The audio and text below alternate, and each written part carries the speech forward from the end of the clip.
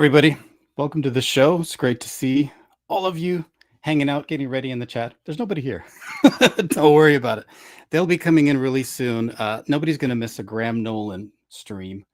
We got the Chenoo tonight, and it's a special stream because Graham is currently fundraising for Chenoo 77, the sequel.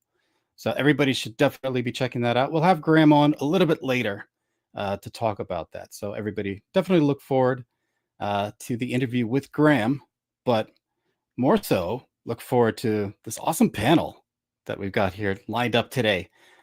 Impeccable takes all around. So get ready. We'll start off with our first impeccable taker, Literature Devil. Hello. Thanks for having me on. Hey, thanks for being here, Lit. It's always great to have you on. You've always got the very insightful takes. You really know how to dissect any body of work. Thank you very much. I had a good time this time because I kind of actually like the Chenoo. Spoiler alert. Mm-hmm. Cool. Well, good. We'll get into that, and we'll see if the opinion is universal. And our first dissenter, possibly consenter, we've got Piper. A what now? A dissenter or consenter. Oh. Does that work? Oh, really? I messed it up, Piper. That's okay. I'm just happy my cat decided to stop barfing because he started the second the stream started. Well, I didn't think it could get any worse, but yeah, thanks. I was cracking up. I was like, are you kidding me right now? Well, it's stop. That's a good sign. Yeah.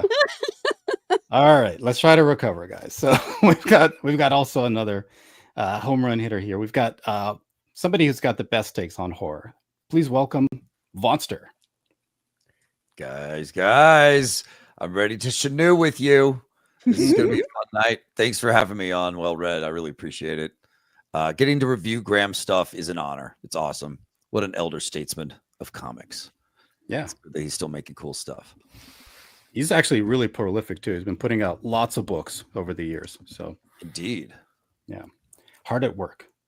Let's get into the discussion. The one thing I'm going to mention that's probably off topic is I was trying to go through, usually I show like the Indiegogo page. I'm like, oh, this is how the campaign did back in the day. But unfortunately, we have to deal with the new Indiegogo design. So everything is all new and all shitty.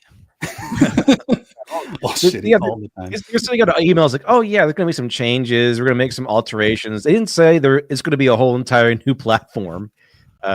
Like this, the change they're advertising was a huge understatement. Yeah. It's brutal. So I was having trouble like navigating, finding all the information I typically look for. I did find the backer numbers and the crowdfunded total. So, a lot of people back in this book, people excited for Graham's work in the indie scene. Very nice. And then I click on this View Original campaign and it's a horror show. Like everything is just truncated by half. I don't know what's up with that. So it's probably the totals when the crowdfund closed. Apparently they were bought out by a gaming company of some kind, and then they changed the Indiegogo website to be a lot like their website. So they just like ported over their code and shoved it into it's like it's a big detriment to their part. It's like, oh yeah, we're gonna make it like our website. Well, is their website also terrible? Because this one is terrible. Yeah, exactly. It's weird to me. Like, was their website really that well set up for crowdfunding already? Well, not being a crowdfunding website, because it seems like go against. To me, they had an opportunity to make it even more streamlined and easy for people. Instead, they kind of went the other way. Yeah, I liked everything kind of overlaid and integrated before. And here it's like you got one tab for project and you get usually the stuff that appears on the top all the way down here. But then you got this other one for the rewards, which is weird, and it pops you back to the top of the page. And then you got to pick out what you want to buy. So, or back. Sorry. I'm hoping everybody beer. That's a very classy beer. It's a Blue Moon, I'm pretty sure. Yeah. Delicious beer. It's I until feel your bad. friends I hate ordering it. like 5 pictures of it and you're puking at the end of the night. That's got good. The orange juice in it like just Yeah. destroys you. You got to watch out. Yeah, it'll hit you hard. It'll hit you fast. It'll sneak up on you. Well, I mean, Graham can handle it. You know, he's a tough guy. Yeah. Works out. Yeah. So yeah, let's get into the Chenoo. Usually there's a description somewhere down here. You know, I'll be damned if I can find it right now. But yeah, let's just I guess let's just get into talking about it immediately. Summary is usually where I start. Literature Devil, can you give us like an overview, very general, of what the Chenoo is about? The Chenoo is a very classic style horror tale of a monster, monster of legend. And it usually comes out apparently during a blizzard. And we get our main characters, a collection of red shirts in here to potentially die. And as they slowly collect, but then the blizzard is an onset, like a huge blizzard. It is not like a once in a generation blizzard. And people don't even know, don't really know how to even deal with this kind of storm. But in the storm is a monster known as the Chenoo. And that's kind of how it goes. They all hold up during this blizzard in a house, and they all get to know each other, and they're kind of hanging out. And then like, oh yeah, the Chenoo. They kind of go over the legend, the story, like because there's always that story. Like back in my dad was doing things. He encountered this monster, so they had to tell you the story, and then boom, of course, they encounter the Chenoo. The Chenoo comes after them, and a lot of cool horror things take place. And then they I'm not sure if I can tell you the twist ending just yet, but there's a pretty interesting ending towards the end. But that's kind of what the main story is. A storm hits, a blizzard hits. We get some cool kills in the front end to see like, oh, how dangerous this thing is. We don't see it just yet. It's a buildup of the horror. And then we get our main characters, who is like this waitress and a sheriff, and they go hold up in this house to wait up the storm. And then boom, we get the hints of the Chenoo, and then the Chenoo does attack. And then they do battle with the Chenoo, and then the ending kind of happens. Not sure you want to spoil the ending yet, but the ending happens. Interesting. So it's a very classic setup, and I guess it relies very heavily on mood and atmosphere to be able to carry. Oh yeah, there's so many things here that I was like, wow, it's hitting on every single cylinder here. It's like everything you want in a horror. Yeah, the whole creature feature aspect of it just had me the whole time. It just worked. I loved how it felt kind of urban legendy, and like even people who live there had kind of forgotten a little bit about it. It'd been so long since it had come out to kill and feed. And I loved how what the Chenoo could have just been another like abominable snowman story, but no, man, he's like a force of doom that kills people quick and easily. Heads roll it off. And the use of red ink throughout for the blood and on the snow was just great. I was gonna say that's one of my favorite parts is the choice for the coloring. Yeah, it works great because you got all that snow around, so you get some blood mixed in. You got a nice little artistic mess. You got the horror of it. Look at that dragon behind him there, so good. So yeah, that it just worked for me. It was like you're in a hotel room and you stumble upon like some late night horror movie and you watch it and you're like, damn, this is pretty fucking good. Like, I want to see what happens here. Like the cast worked, their intros were good, solid.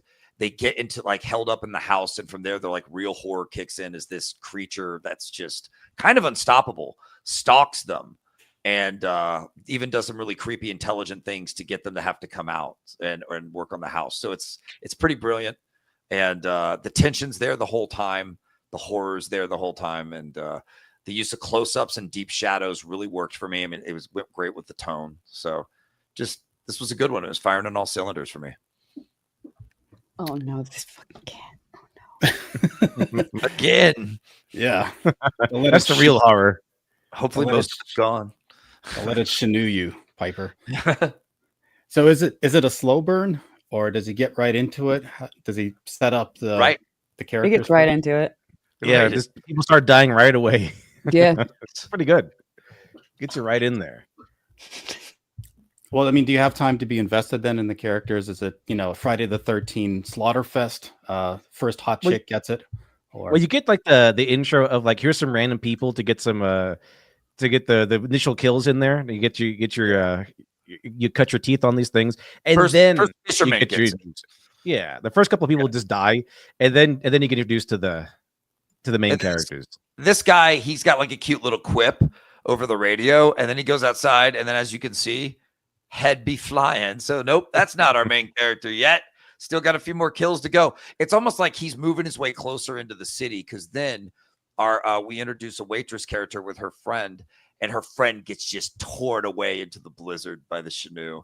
It disappears, and she swears she sees like a little mist of blood shoot out. So she ends up running into the sheriff from there, and then that's when our main characters are kind of more established. We're getting to know them throughout. We're getting to know about the sheriff's past and his father having an encounter with this thing. So it worked. It kept a steady pace though of the Chenoo, like just ever encroaching, coming to kill you.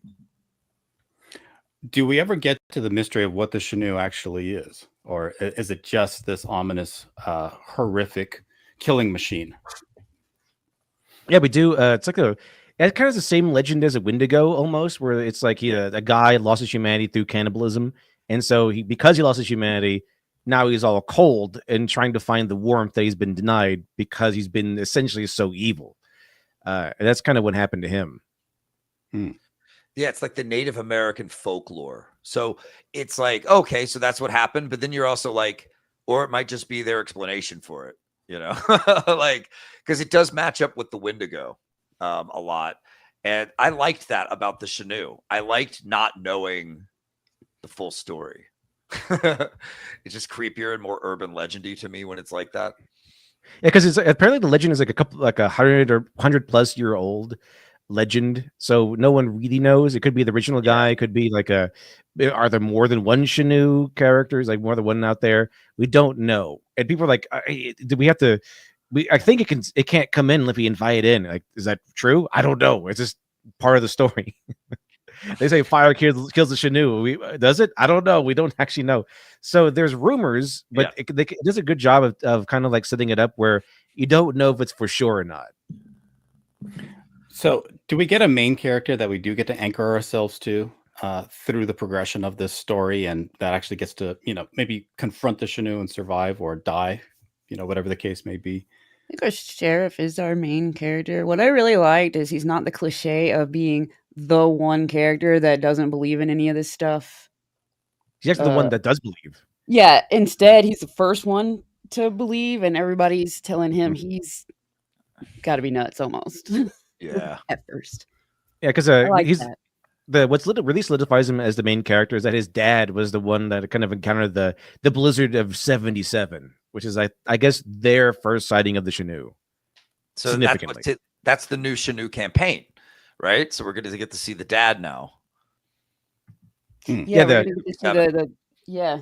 because the ending gives us a really cool ending. Like, your dad was not just a sheriff; like, he went on to start all this stuff to help hunt the Chenoo. Like, he really got invested. Yeah. He established the Chenoo task force for the future. He saw what was coming. He knew it would come back, type thing. It's like the Agent Mulder of Chenoo hunters. Meanwhile, at Timmy Hose. At Timmy Hose, I was trying to get to that. That's where the hose be at. Apparently. I thought, she's like a waitress there. She's like, I thought this was going to be a very different job. It's not a black Hooters. What do you mean? I quit. Yeah, like it's the opposite. They don't have to have big breasts, just big butts, right? Like, yeah. They do breasts, we do butts. Yeah. Cool. There's one white guy in there like, yep, always in here. Yep, love me some Timmy Hose. Like my coffee black. No milk. No cream. Leave me out of it. Baby. But yeah, these two are like buddies. And they're having their little conversation. He's like, don't call me Ralph. And it's real generic, kind of innocent, kind of like lures you into a little bit of comfort. And then, like, right as they step outside, this guy, this Hans, what's Hans' name in Die Hard? Hans Gruber. Gruber. I was like Bruckgrau, and then a horse would neigh somewhere. Yeah, Hans Gruber, man. He gets got on this next page. Boom. Mr. Virchal. Yeah.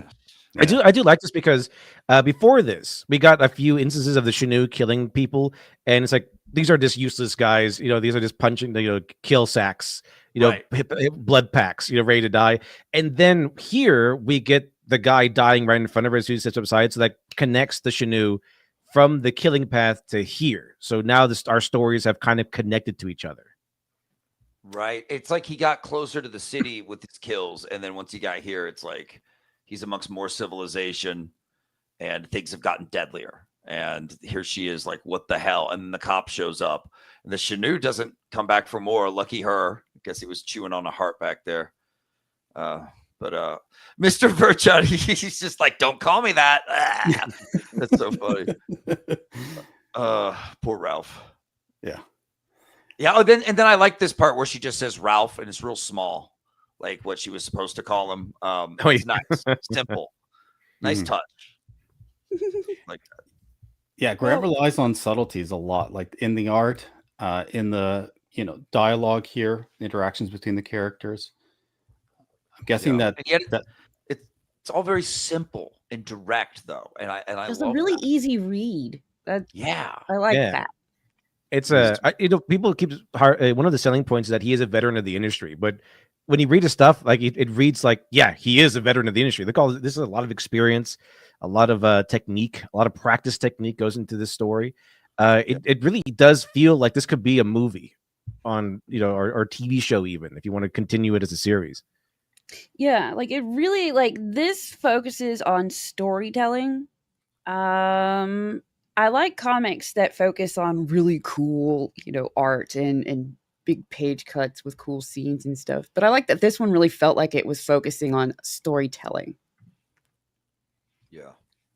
It's just good, solid storytelling. And then he knew when to like come in close for the more hard-hitting moments that I just really liked. Yeah. Just knows his stuff. Well, so how did the side characters then carry a lot of the narrative? You have the one cop who's on the hunt, but you have all these people who are, also helping out and encountering the Chenoo. Do you have enough of their story where you're feeling that there's significance to all of these events? You don't really get like they don't get their backstory, but you do get like a little introduction by going by the way they act and how they're connected. You kind of get like what they do. Like this is the husband and wife.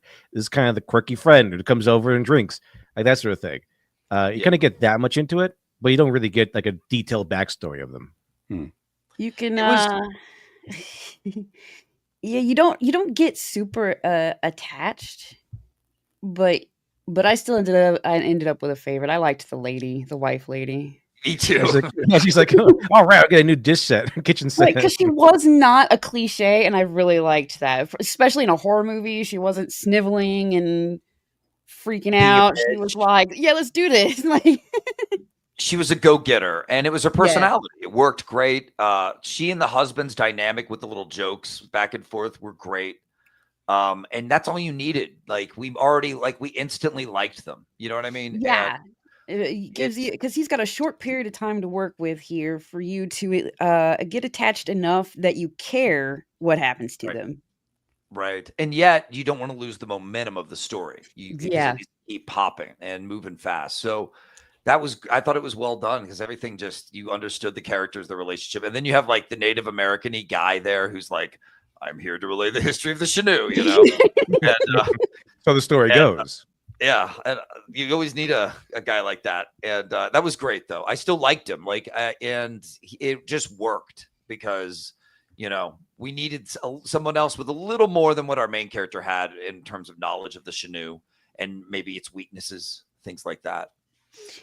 I was slightly hoping for the twist of he tells this story, but it's an old story. It's old word of mouth, all of this, and it's not completely true. It was a story about the monster, but it wasn't the true story about the monster. It was like people making up like to rationalize that they definitely saw a monster a million years ago.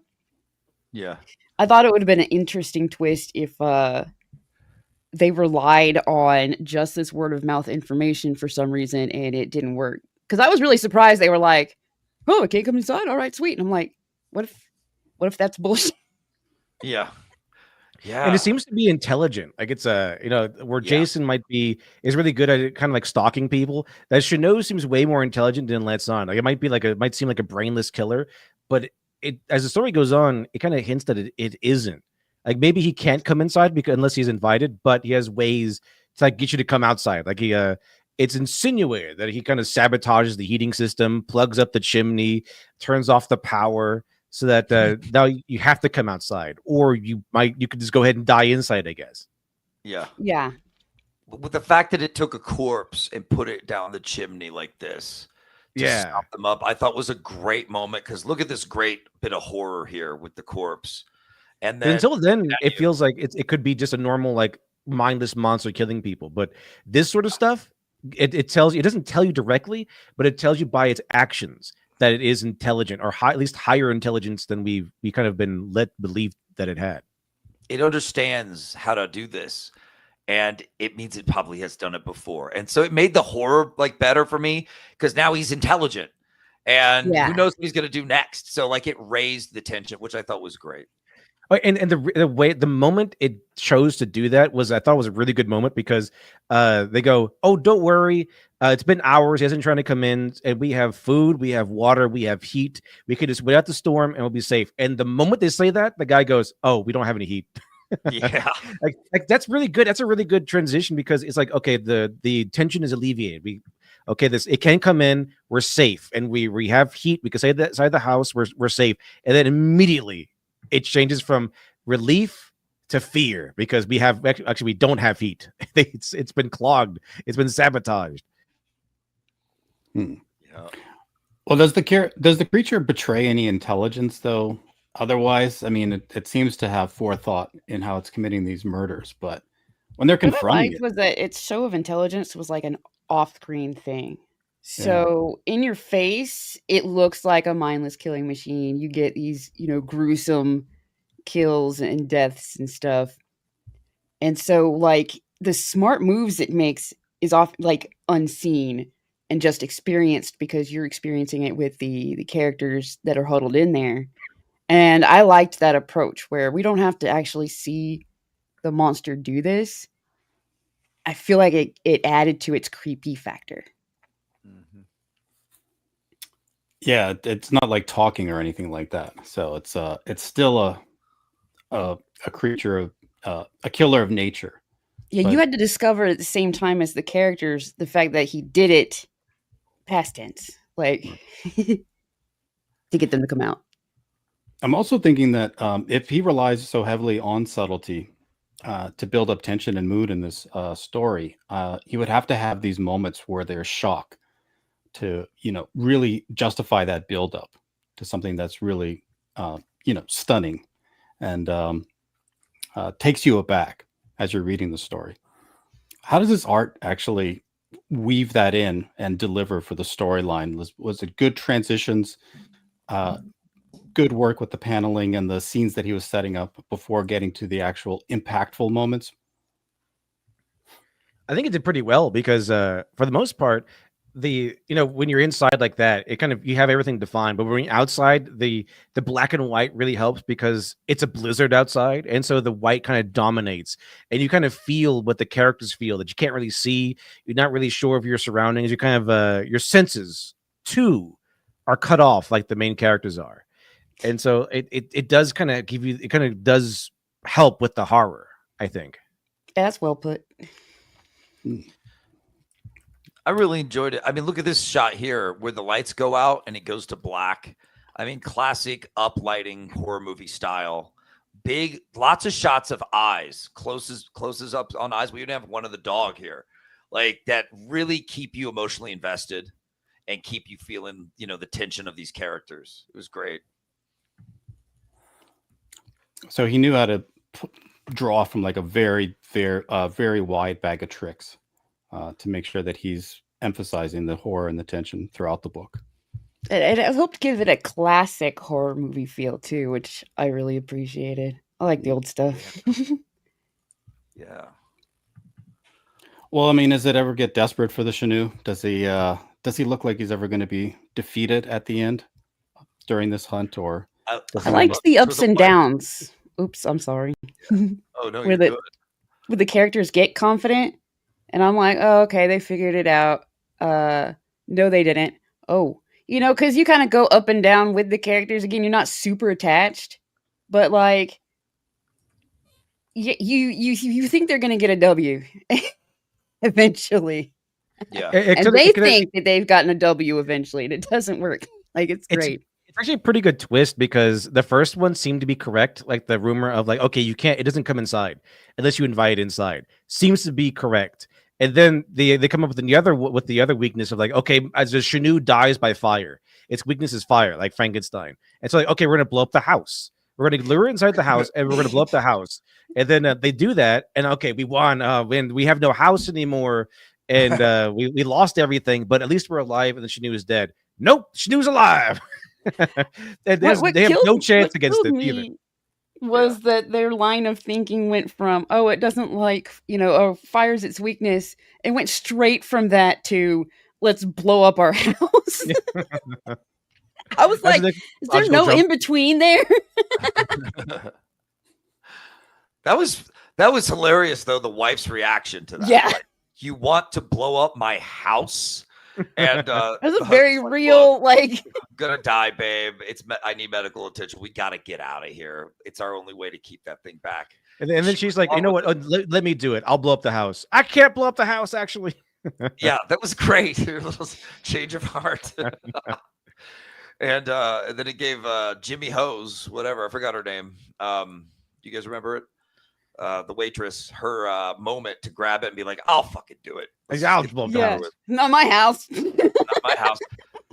Which was just, the sense of humor of it was good. It didn't take itself too seriously. It knew when to be funny and have fun with the characters. And you are really hoping they're going to finally take out the Chenoo, but you get this feeling like any classic horror movie, like it just keeps coming back.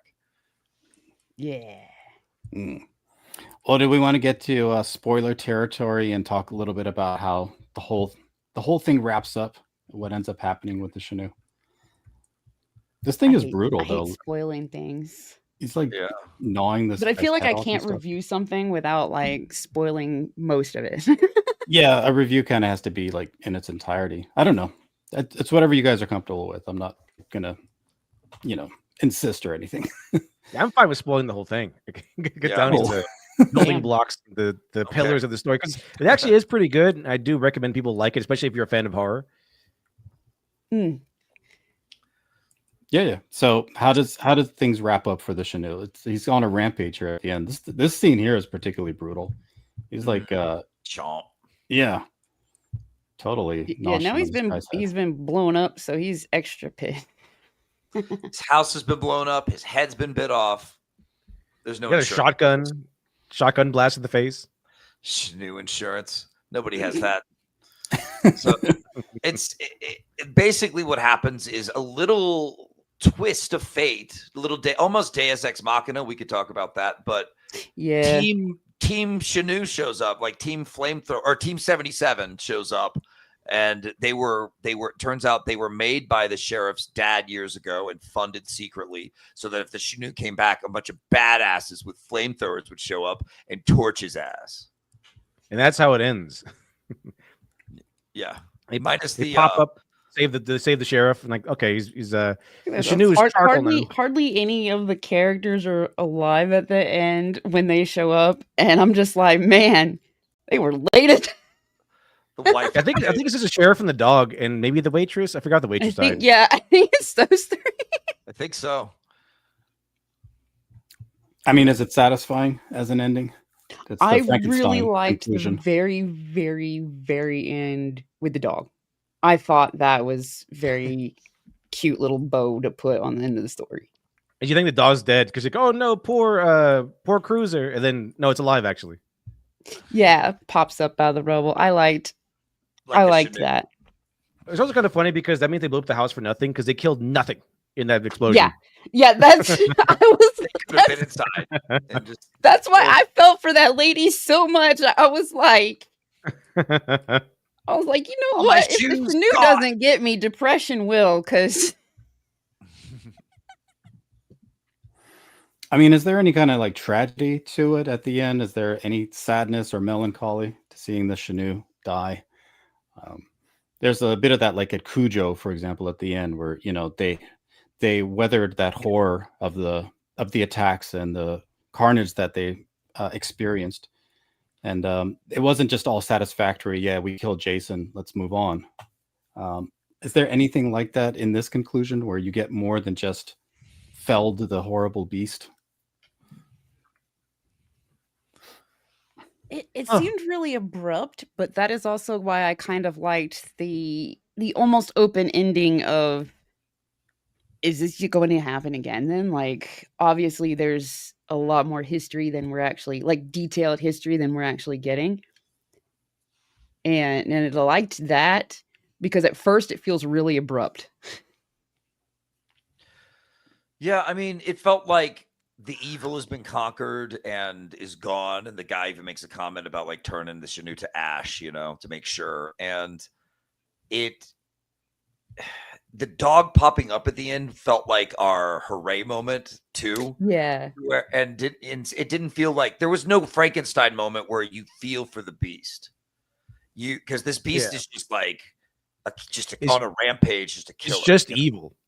Yeah. And like unlike Frankenstein, where it had like more kind of a sympathetic backstory, where he did not choose to be created, he did not choose to live the life that he does. The Chenoo, going by its backstory and its legend, chose to do evil and is now continuing its life as an evil, corrupted being. Yeah. Yeah. It's a curse, you gotta good versus evil. Look at that awesome flamethrower team. That is so cool. Team Got a Flamethrower. cigar. Yeah. Like this cigar. I've been waiting to smoke this for so long, damn it. Job well done. Tax dollars at work. It was cool, but there wasn't like a mixture of melancholy. I mean, you felt for like the family because they happened upon that family and the Chenoo shows up. Kind of, I don't know if it was following them or not, now that I think about it. But there's definitely more of a good has triumphed over evil feeling. Pretty classic, like monster movie, creature feature. So, and sometimes though, in these like more traditional horror tales, there's like a moral to the story at the end, and maybe the creature was misunderstood or whatever the case. Yeah. But here it's just vanquishing evil. Yeah, it's just make sure you fund a good flamethrower team. Cannibalism bad, I guess. Yeah. Don't eat each other, kids. Good night. How does it feed into the larger lore then of the character? Like the sequel is building on something. So what did it have to pick up from that was left off here? Well, there's a little I saw a 1977 preview. I read that after this, and this is this I just now hit me. I just read this and I was like, it's a pregnant woman, she's having her baby, husband's trying to make it work, they're stuck in the blizzard, and the Chenoo shows up and it's not good. I'm like, did it just eat the baby? And I thought it was what's his face's birth, because I think it's the sheriff's origin, right? Yeah. See, that makes sense that he got left, so he survives. But Daddy got carted away because he didn't have his flamethrower team around him at all times. So it's more focused on the sheriff and his vendetta against the Chenoo. Okay, that's cool. Although what I don't get is the sheriff in this story says, I used to not believe it was true, but I guess it is. He was. So I think it's his dad's personal vendetta that he refused to believe. Yeah. My brain I'm catching up.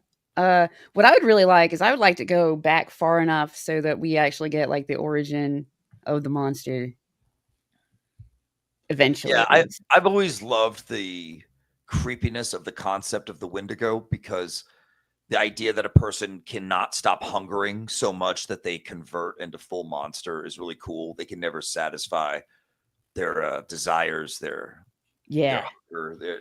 It's it's the idea. It's a cool mythology of like cannibalism, basically, and that's just creepy to me.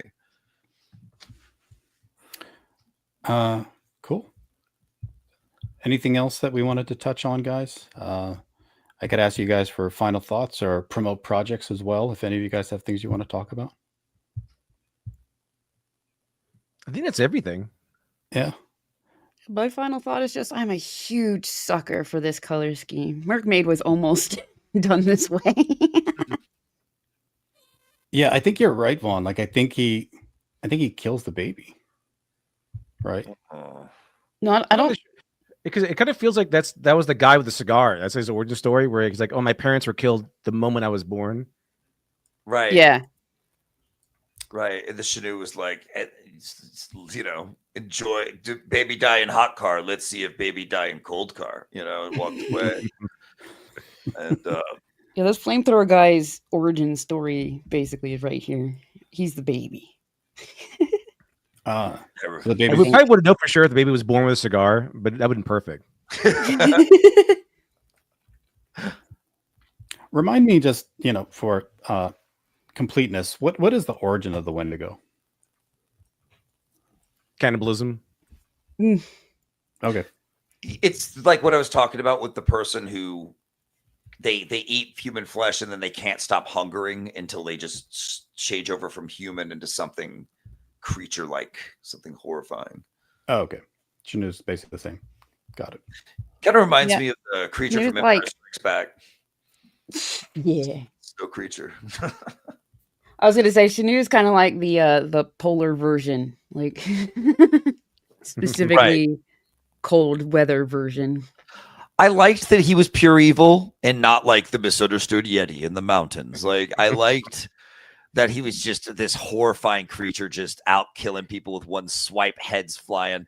It just made him so much more threatening and interesting to read about. You just want to be friends. And his mouth never closes. Total mouth breather. Yeah. But that just shows his hunger, like it's part of the design. And the eyes are just big red circles, like he is brainless. That design implies having no control, impulse control at all. You're just mindlessly ravenous. And yet he's stuffing dudes down chimneys and knows. Yeah, I was gonna say finding out he was smart got me. Yeah. Because I was under the impression that this was just a eat everything that's alive monster kind of thing. And to find out that no, he's smart enough to hunt humans specifically and stuff, really got me because He wanted our hearts On his dinner plate. Yeah. It made him feel more human for like a second, but it never worked, is what they said in the comic. Like he was trying to regain it, which that's interesting, actually. Yeah. Agreed. All right, guys. Final thoughts. Literature Devil. So far, reading the book, going through the entire story, I would say this is, if you're a fan of horror, fan of this kind of a genre, definitely check it out. It is definitely worth the read. The atmosphere, the monster, the legend, is everything that you want in a story like this, like a good old fashioned like monster horror. It even has the thrill and the fear of like being in a storm like that. Because every time there's a storm and it's a heavy storm, there is always like a tinge of fear. And the Chenoo seems to personify that fear of like having your senses cut off, being dangerous to go outside because it's so the storm is so catastrophic and chaotic outside. The temperatures are so extreme and everything. So I mean, regardless of the storm, the natural disaster is always kind of terrifying, even if it doesn't destroy all that much. And the Chenoo personifies that pretty well. It rises under the guise of this blinding blizzard. And then, of course, you get the deaths, the kills, twists, turns. The progression of the plot is pretty cool. You get the misdirection of, oh, they can't come inside. Actually, that part seems to be true. Okay, it dies by fire. Is that true? Let's blow up the house. And then it doesn't work, and they all end up getting killed because they got rid of their very last refuge. And then the ending is, here comes the cavalry to save the day after they've done everything they could possibly do to fight the Chenoo. And then it ends in an interesting way. I do like the idea of it not hinting at a sequel or even like another issue or something like that. It's like hinting at a much larger world. Like this issue is over, but there's something else out there that is funding like these operations and these units and like there's a supernatural like a organization out there that helps with these sorts of things. So overall, it's very cool and there's a lot more history. It hints at a lot more history without needing to know that history to understand what's going on. Interesting. Piper, final thoughts. I agree a lot with that. I think that summed up. But I think it's a great storytelling. But it's like it's the easy read. Like it's just the right length. It gives you just the right information. There's nothing like he's not trying to be too fancy with the art. It's more focused specifically on telling a monster story as efficiently as possible. And I think it worked out. I just really liked. It's weird to say that a horror comic is a relaxing read, but I was like, this is this one of those like just sit back right before bed and get read this, go to bed, dream about monsters, I guess. But Dream about cannibals, devouring babies. Eating hearts, stealing hearts. Yikes. Good family fun. Yeah. I just really liked that lady. Final thoughts, Monster. Solid all the way around. Great urban legend style creature feature, one and done tale. But if he wants, there's room to do more. But I still it's like watching the Blob. Like they defeat the Blob. It's over. You don't need to do Blob 2, like they defeated it, but yet the Blob was just frozen and like dropped on Antarctica or something. There's always a chance something could happen anyway. But it's cool. I love just the great pacing, the art direction with the shadows, the close-ups of the faces. All of it worked great for a solid horror story. It did feel like a 1950s one, but yet the gore gave it a different dimension than the 50s, and I really liked that. It kept me interested throughout. Seeing the creature being intelligent made me even more interested. It made the tension go up. Graham makes it simple and makes it an easy read, but it's not easy to do that. And I found that pretty impressive. So it was good all around. It was better than I could have expected, actually, because I didn't know what to expect. I just knew it was a monster, how do you make me care about that? Well, you could have the human part. The human cast, totally good by defying tropes and cliches. Yeah. Which I thought was cool. And I want to go to Timmy Hose and check them out sometime. Get some of that. There was that one guy that was cliche though, but luckily enough, we didn't have to deal with the cliche too long because that's what happens to those cliches in horror movies. We love to watch them die. Yep. If anything, she died last, if at all. So, yeah. Well, it'd be cool if you guys had some projects to promote. Drop them in the private chat. We'll discuss them. But in the meantime, there's a huge catalog, and you guys could become aficionados of Graham Nolan's indie career. I'd love to have you back because there's a lot of books to talk about that Graham has been producing over the years. It's got Joe Frankenstein, Alien Alamo, which I heard is really good. It's got 3 issues already of Joe Frankenstein too. So Graham's been like hard at work. That's so cool. Yeah. Ghost of my. I think I've read Alien Alamo. It actually is pretty good. And also ends kind of similar to the Chenoo, where it's like this is a hint to a much larger world. Giant-sized, 2-fisted manly tails. Yeah. That's so cool. That's what we need. So yeah, lots of Graham Nolan stuff to discuss on future streams. I'd look forward to it, definitely. He seems to have a tinge for classic horror and then bringing it into new bringing it in new contexts or ways to us. That's just fun. And I like that. I'm digging that. Yeah. He's definitely a fan of 50s genre, storytelling. So there's a lot of themes there that he's pulling from those older movies and older stories. Guys, what do you have going on? What are your projects that you're currently working on? Monster, why don't you tell us what you're up to? Man, I'm making so many books and I feel overwhelmed, but I'm loving it too. I'm very busy. Terror in the Trenches, it's time to launch a campaign for that. Rerun Man, it's ready for me to launch a campaign for that. Psycho Killers is getting amazing colors done by Tiago Barca, who also colors Terror in the Trenches. And we want to get that campaign going for that. So there's a lot of campaigns in my future. Maybe starting at the next beginning of next year, I'm going to be even extra busy with campaigning. So we'll see. That's my goal. All of these books, it's my best writing, my best creations. I'm really excited for them. So I can't wait to come and promote them sometime with you guys. But for right now, it's work. And I'm even doing like a little web comic about a private investigator who happens to look like a mutant crocodile man also. So it's I don't know. It's been a busy time, but like I'm having the time of my life too, because creation is my joy. It's my passion.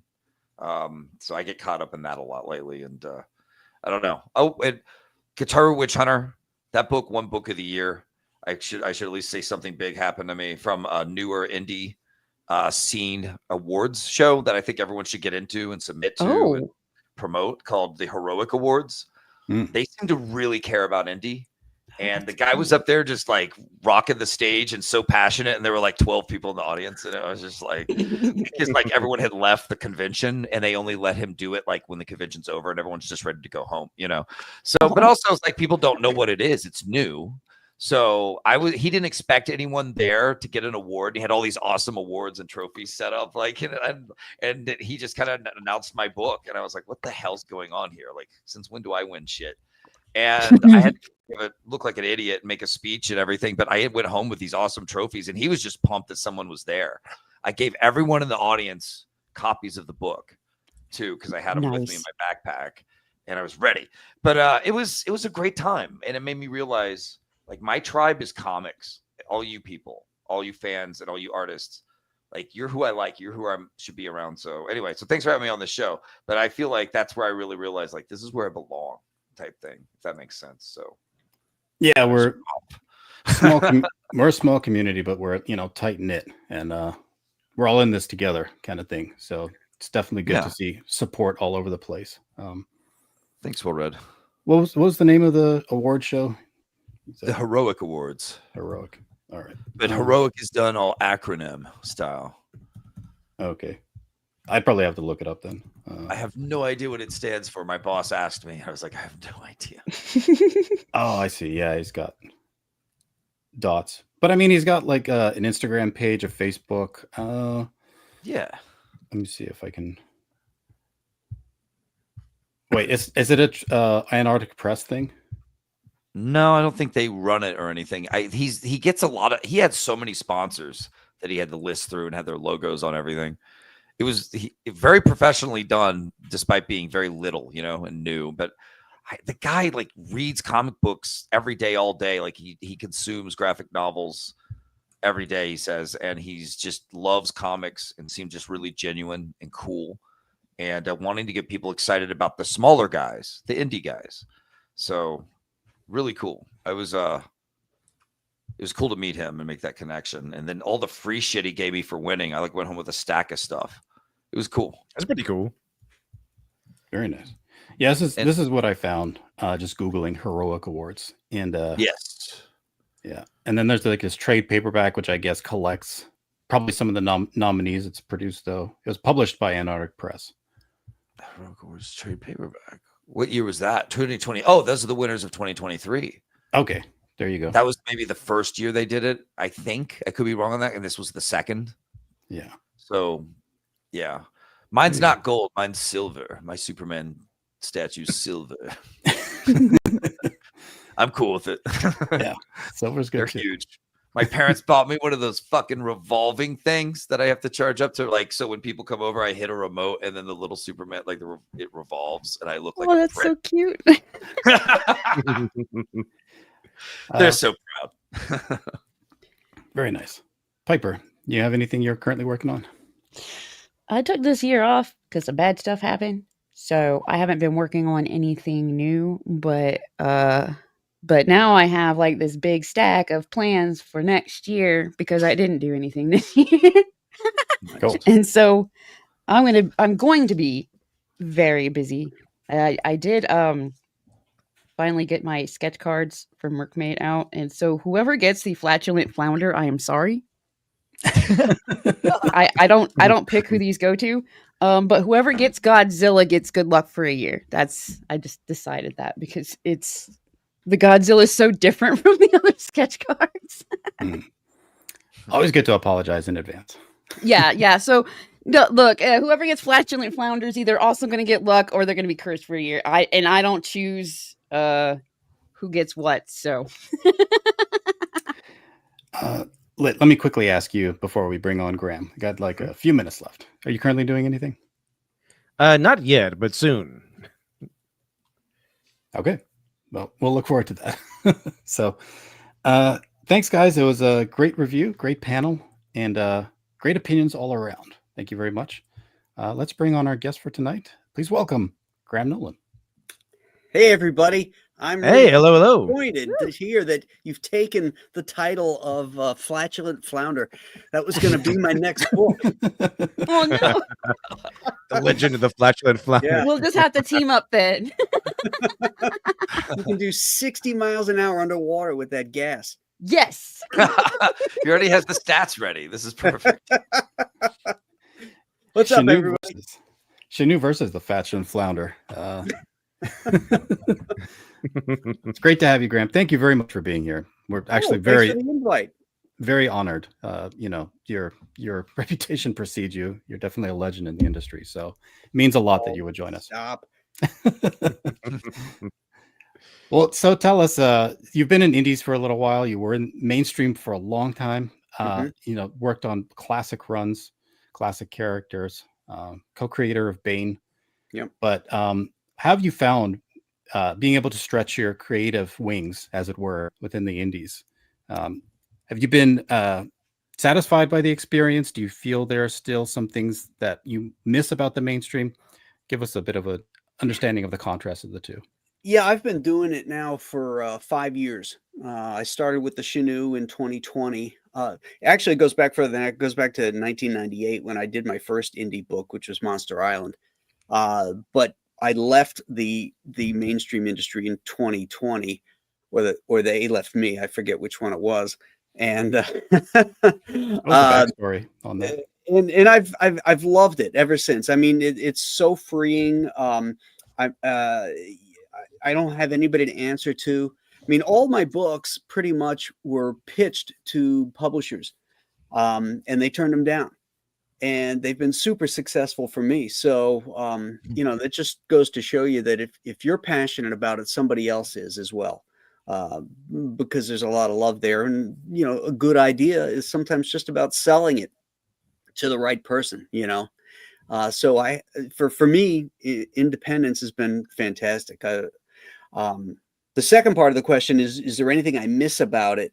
No, there really isn't. I mean, there's some itches I'd like to scratch if I could, but I don't think it's ever going to happen. Some projects that I wished I could have sunk my teeth into, but that ship may have sailed. That's every artist's story too, isn't it? Like, we have to be okay with letting that go and focusing on what we can make, what we love. It's a blessing and a curse, but it's more of a blessing, isn't it? I mean, the freedom. Oh, no doubt. No doubt. I like the interaction with my customers too, which you don't have. In fact, they discourage it with working for the big companies. They've got their thing. They have their marketing team. They know what they're doing. Then there's the distance between the publishing, the distribution, and the retail. There's all these different layers that separate you, the creator, from the product, which you don't have in independence. It's me. I had a guy message me today. I made a mistake when I ordered the slipcase. what can we do about that? And I said, well, okay, we'll do this, that, and the other thing, and I like that. Yeah. Yeah, because maybe back when you were making stuff for the bigger guys, it wasn't as far removed, was it? I mean, there were people who were talking to the fans, and there was Stan Lee connecting. You know what I mean? Like there was those people, those avatars that connected with fans and big publishers back then. Yeah, well, it's still the same. It's the corporate connection. They have their people that are in charge of sales. Back in the day at DC, it was Bob Wayne. And Bob Wayne would be in charge of dealing with retailers. The retailers would deal with the customers, and it would trickle up up that way. Oh, that's cool. But now you have this direct. Oh, sorry. Go ahead, Monster. Oh, sorry about that. I was just going to ask what inspired the Chenoo. Well, I live just outside of Buffalo, and I was driving my daughter. I was dropping her off at college, and I had to go across right by Lake Erie there, and it was at wintertime, and there was a big storm coming in, and it was really dark and ominous. If you've never seen the Great Lakes, I mean, they look like oceans out there, and this huge dark mass was coming across. I'm like, you know what? That's pretty foreboding. That would make a good horror story. And I always liked John Carpenter's The Fog. And I always thought, something comes in with a storm could be really cool, with the pirates, ghosts in the fog. So I thought, well, what about some kind of ice creature? So after I dropped my daughter off, I popped into a coffee shop, got my iPad out, and I started doing some research, and I came across the Algonquin legend of the Chenoo. They're a Indian tribe up towards Quebec. And, I'd never heard of that one. I've heard of the Wendigo, and that's a different tribe's similar type of thing. I heard you guys mention, cannibalism, and that's the same thing here. When a human scars their soul so badly, they get cursed. And in this case, that's what happened with the Chenoo too. Wow. Yeah, there's some stories from the Native American people who are just you go over there, you don't believe in their legends, and they'll tell you that what's the worst thing about these legends, and they'll say that the white man does not believe them. That's the power of the vampire, that you do not believe they exist. Exactly. That's right. You give them power when you stop believing. I always love that. I live in Oklahoma, so I have those Native American friends who you're out drinking with them, and then they get real weird late at night, and they say shit like, "There's a reservation where the people disappear like the snow," and you're just like, "What? What?" Like they always have the best like creepy mythologies, and I'm like, "Just tell me more. Tell me more." They disappear like my 12th beer. Like my snaps. One of the better benefits. disappearances, I'd say. Yeah. It's good times with that guy. But yeah, I really love that you worked that into your own creature feature story of just this like unrelenting, ever hungering beast. It was cool. It was a fun ride, man. Oh, I'm glad you guys liked it. I mean, I've always loved what I classify as claustrophobic horror. Where people are trapped somewhere and there's no way out and something's trying to get you. Ridley Scott did that really well with Alien. And I've always been drawn to that kind of stuff. And I also love high adventure. And so all of my books have that theme of high adventure in with the horror. So that's where some of the action and the humor will come from in my stories.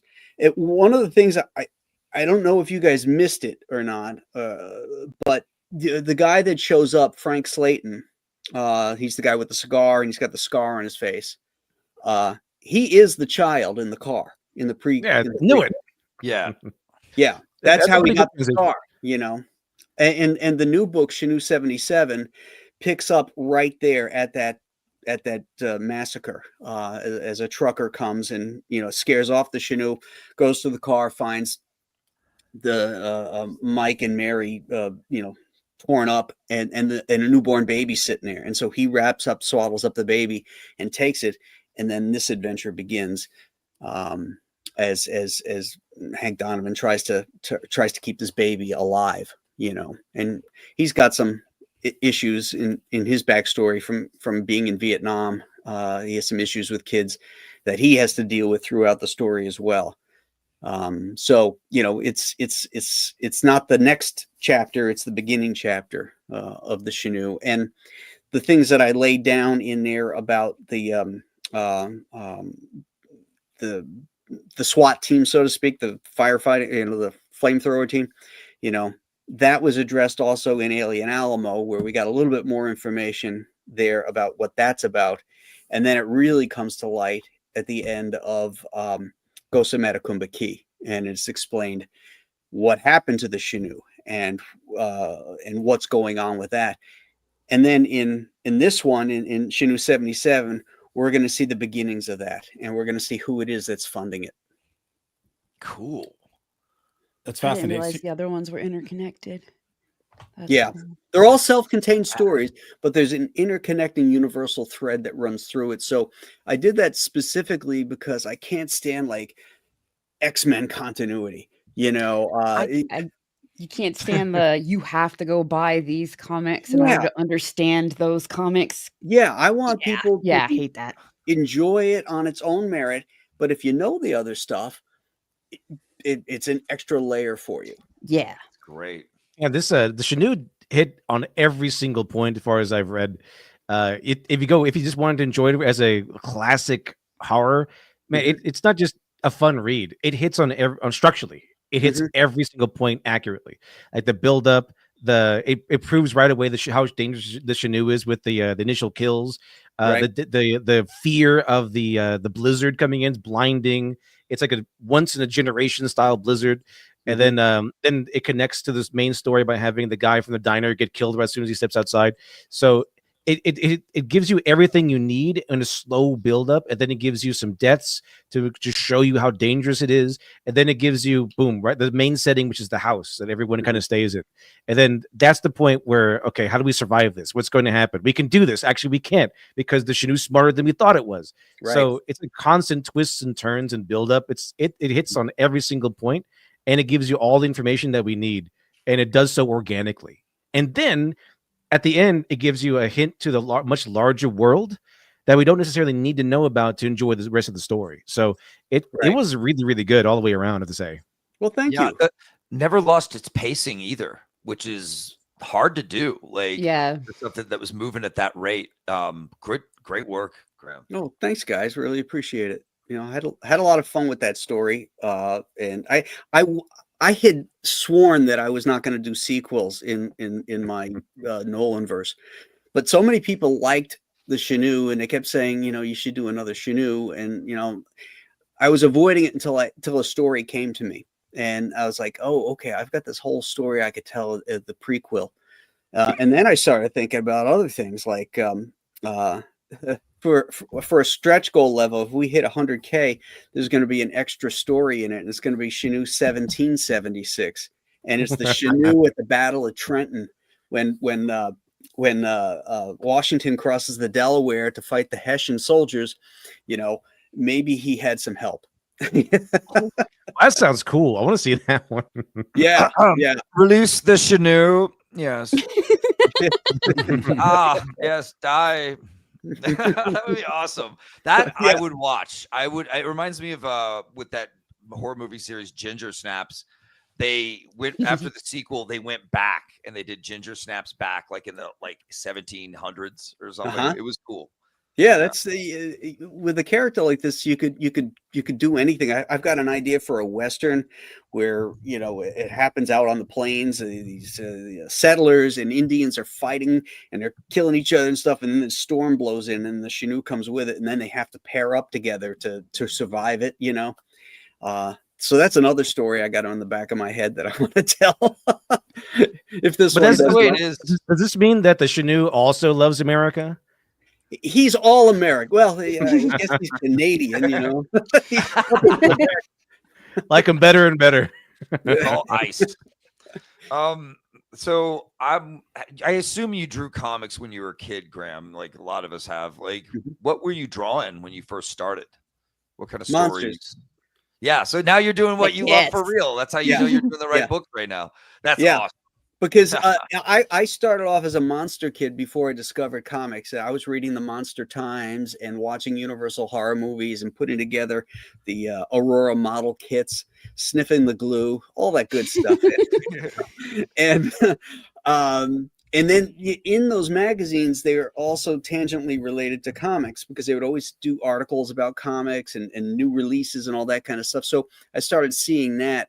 And then my sixth grade teacher brought in a stack of comics for the kids to read when they're done with tests or at recess or something like that.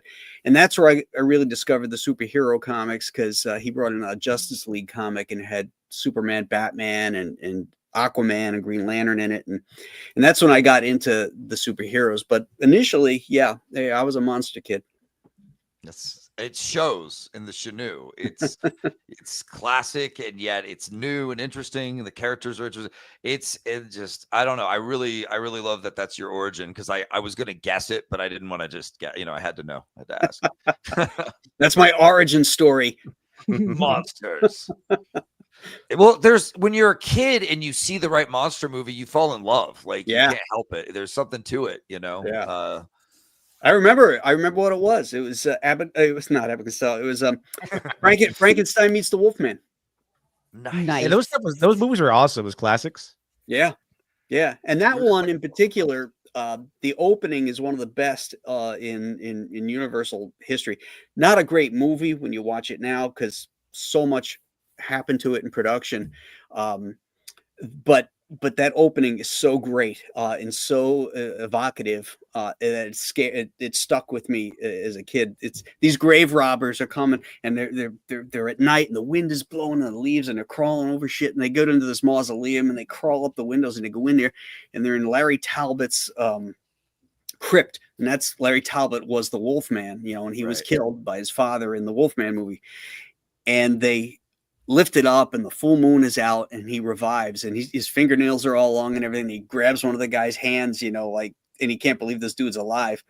And the one guy scurries out of there. They drop the lantern, and the place goes up in flames and kills the guy in it. And then the Wolfman is released. Super cool opening. Epic. Yeah, it was and just gorgeously shot. It was great. And then the movie falls apart a bit. Yeah. For me, it was sneaking a viewing of American Werewolf in London when mom and dad weren't around. I was way too young to be watching that shit. And I was just from then on, my parents were like, these are the Universal monsters. And I remember it was a really big deal that we watched Creature from the Black Lagoon with 3D glasses. That was my first 3D glasses experience. Nice. And it just blew my mind. Like, I was in love. I was doing the models too. I still have them to this day. Cool. You're just, and then of course Elvira was around when I that was just cool, right? She was just great. So been a fan of it ever since. So I totally get it. It's a big influence, and it's so cool to see you get to do that, and yet you have your love of superheroes too. Yeah. But I mean, I played in that sandbox for 40 years. So Marvel and DC have got that locked up. I didn't want to compete against that. I wanted to do something that was a genre that was kind of underserved, and it's, a first love of mine. I swore I'd never do a superhero, but I've got an idea for something that I'm kicking around, which could be coming out next year once I get my reference done on it.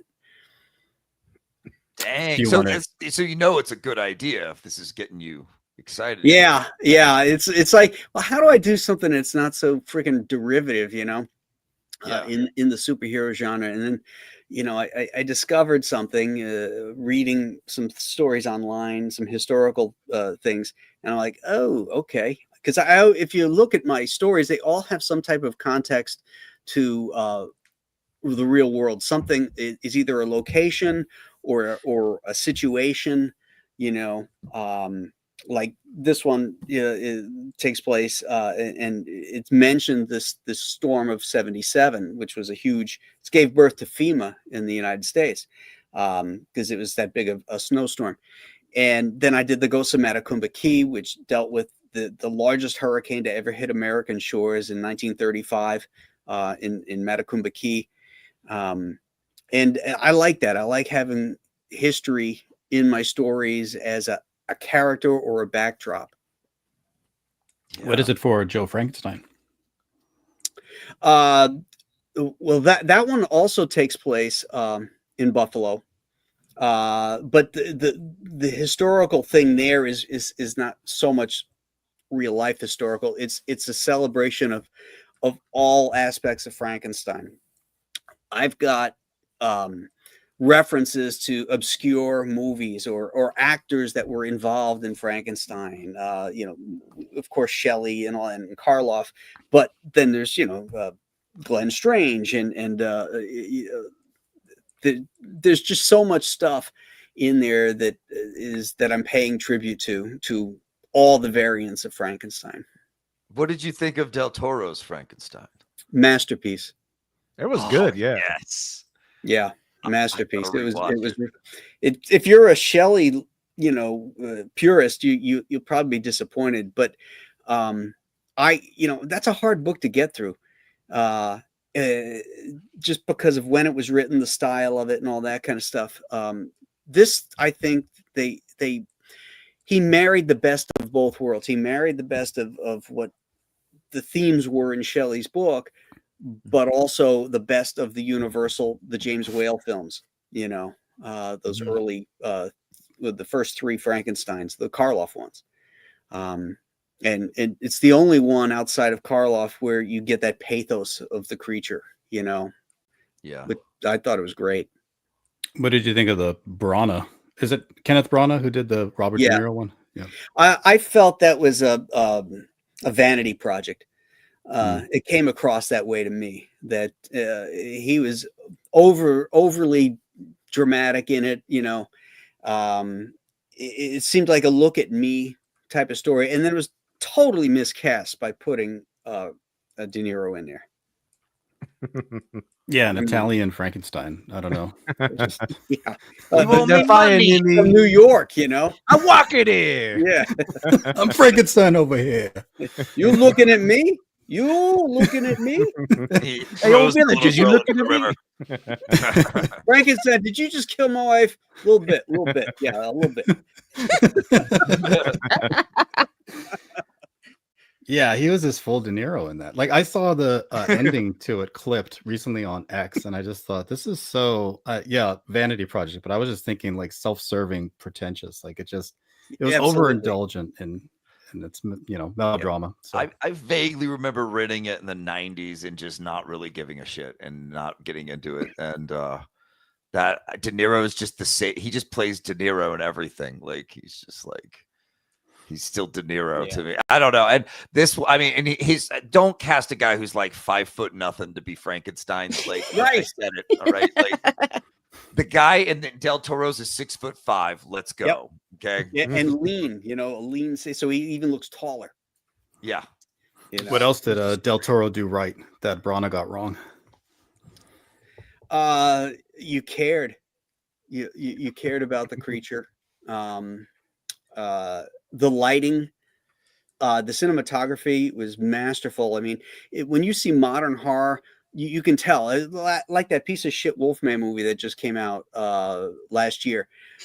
Let's throw a blue filter over everything and we'll call it a horror movie. They could do that with Barbie and throw this blue filter and make it into a horror movie with the right music. That would be interesting.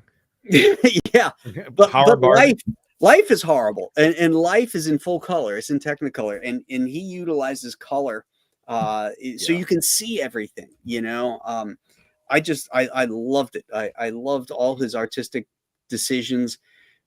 He also everything was props. They built that freaking ship.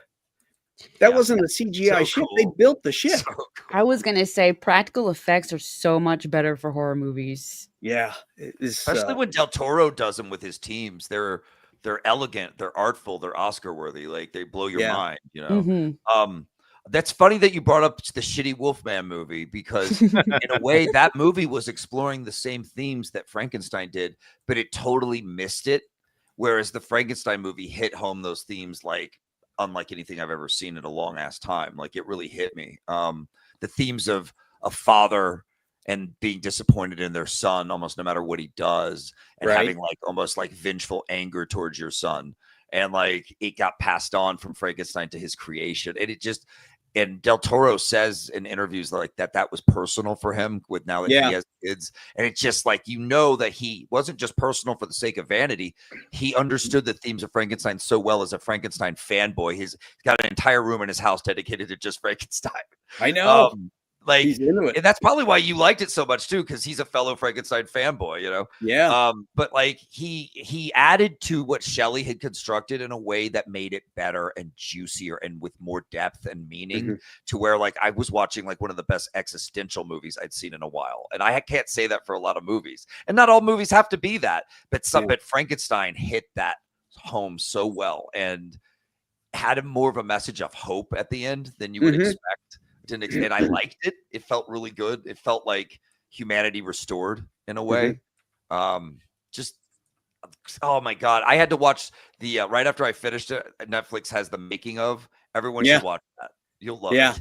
Yeah, that was really good. I also love some of his choices, like how he broke down the storytelling and his scene transition when the creature comes on board the ship, and Victor's been telling his story to the captain, and the monster comes bursting into the cabin and stuff like that. And the captain says, you know, your creator has just told me his story. And he says, and then the monster says, the creator has told you his tale, and now I shall tell you mine.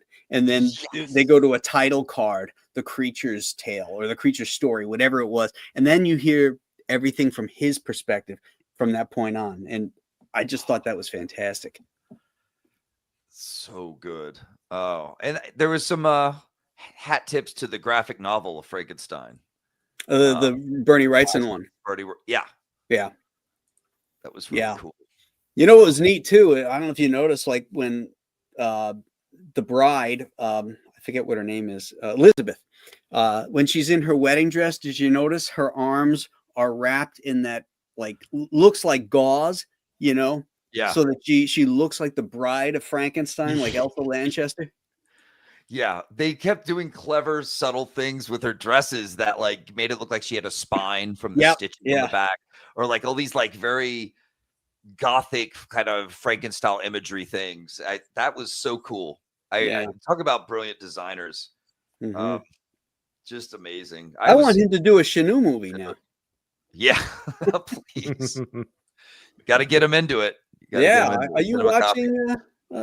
Guillermo, are you watching? What would he do with a Chenoo movie? How do you think he would approach your characters? Oh, who can say? He's an artist himself. He could take it down a completely different road, and I wouldn't care.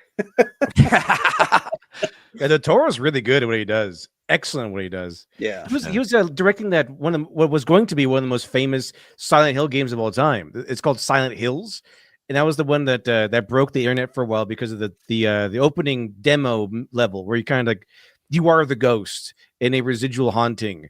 And every single time you pass through this hallway, it gets creepier and creepier and creepier, and logic begins to break down more and more and more until you find out that you're in Silent Hill, and Norman Reedus comes out. And then they canceled it, and everyone's really disappointed. Oh, wow. Yeah, I remember that. That was when Kojima left Konami, right? Yeah. That's the reason that happened. Yeah. Yeah, that was unfortunate. Yeah. Well, so Joe Frankenstein is your homage to the character Frankenstein. Do you have any others that you're particularly fond of that you would also considering putting into your works? Any other like monsters? Werewolf, Universal monsters, I guess, is the theme. Well, basically all that's covered in Joe Frankenstein, because we have a dwarf, we've got a werewolf, we have a mummy-like character, and we have a vampire king. So we've got it all covered in there, but each one of those tropes are handled completely different than what's been done in the movies before. Particularly the werewolf and the not hunchback, but the dwarf. Yeah. Cool. Is the dwarf from like the movie Freaks? Todd Browning's Freaks? Yeah. I love that movie. Yeah, that's a one and done, man. You watch that, you don't really want to watch it again. Yeah, my mom was mad. I made her watch it with me. What's that chant when they're coming after him? It's from the Ramones song, man. Google gobble, one of Yeah. us, one of us. We Yeah, accept that's it. one of Google us. gobble, Google gobble. Google gobble, one of us. What about Rob Zombie's movies? Have you see? How you feel like Rob Zombie's movies from like No, House of Thousand Corpses, Devil's Rejects, and then these remakes of the Halloween films? No, I have no interest in those. Yeah, they're a little too extreme. Like a little too Yeah. what does it say? They lean into the titillation too much, I think. Yeah. They seem overly violent too. Without, there's a fine line between violence and gore, and horror. You can do one without any of them. Guys like Hitchcock can do that. But sometimes you need a little bit of that. It's just knowing where to pull back and where to open up both barrels. The lazy way is to just throw it all out there. And I feel like those are the type of movies that do that. And they lean into that violence porn type stuff, and Right. that's not my jam.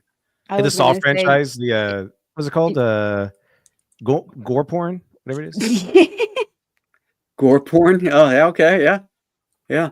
But you know what? One of the franchises does the terror really great is it's the James Wan. Insidious? No, I'm drawing a blank. The Conjuring. The Conjuring. Yeah. Oh, The Conjuring. Oh, those are good movies. Yeah. Not overly gory. In fact, not really gory at all, but super creepy. Yeah, the Warrens. I think especially because the Conjuring movies kind of cover the Warrens. Yeah. They cover the Warrens' actual cases. Mm-hmm. Yep. And I was talking to Chuck Dixon about this today too, and what we liked about it was that God wins. That's true. In every one of those movies, it's like The Exorcist. That's the Exorcist as a standalone movie is just a masterpiece of horror because it's the ultimate good and evil. It's God and the devil, and the heroes are the two priests, and they win out in the end. It's not like if they made that movie today, as Reagan is driving off, she would look back, waving, and you'd see in her eye, it would turn yellow, and she'd smile like that. It'd be one of those bullshit endings. Nah, she drives off. She's been exercised. She's good. She's going to go live her life. Good guys win. Right. This young girl has finally been saved, because part of the horror of that movie is watching like an innocent, sweet little girl just slowly turn into the most horrific thing you've ever seen. Really cool.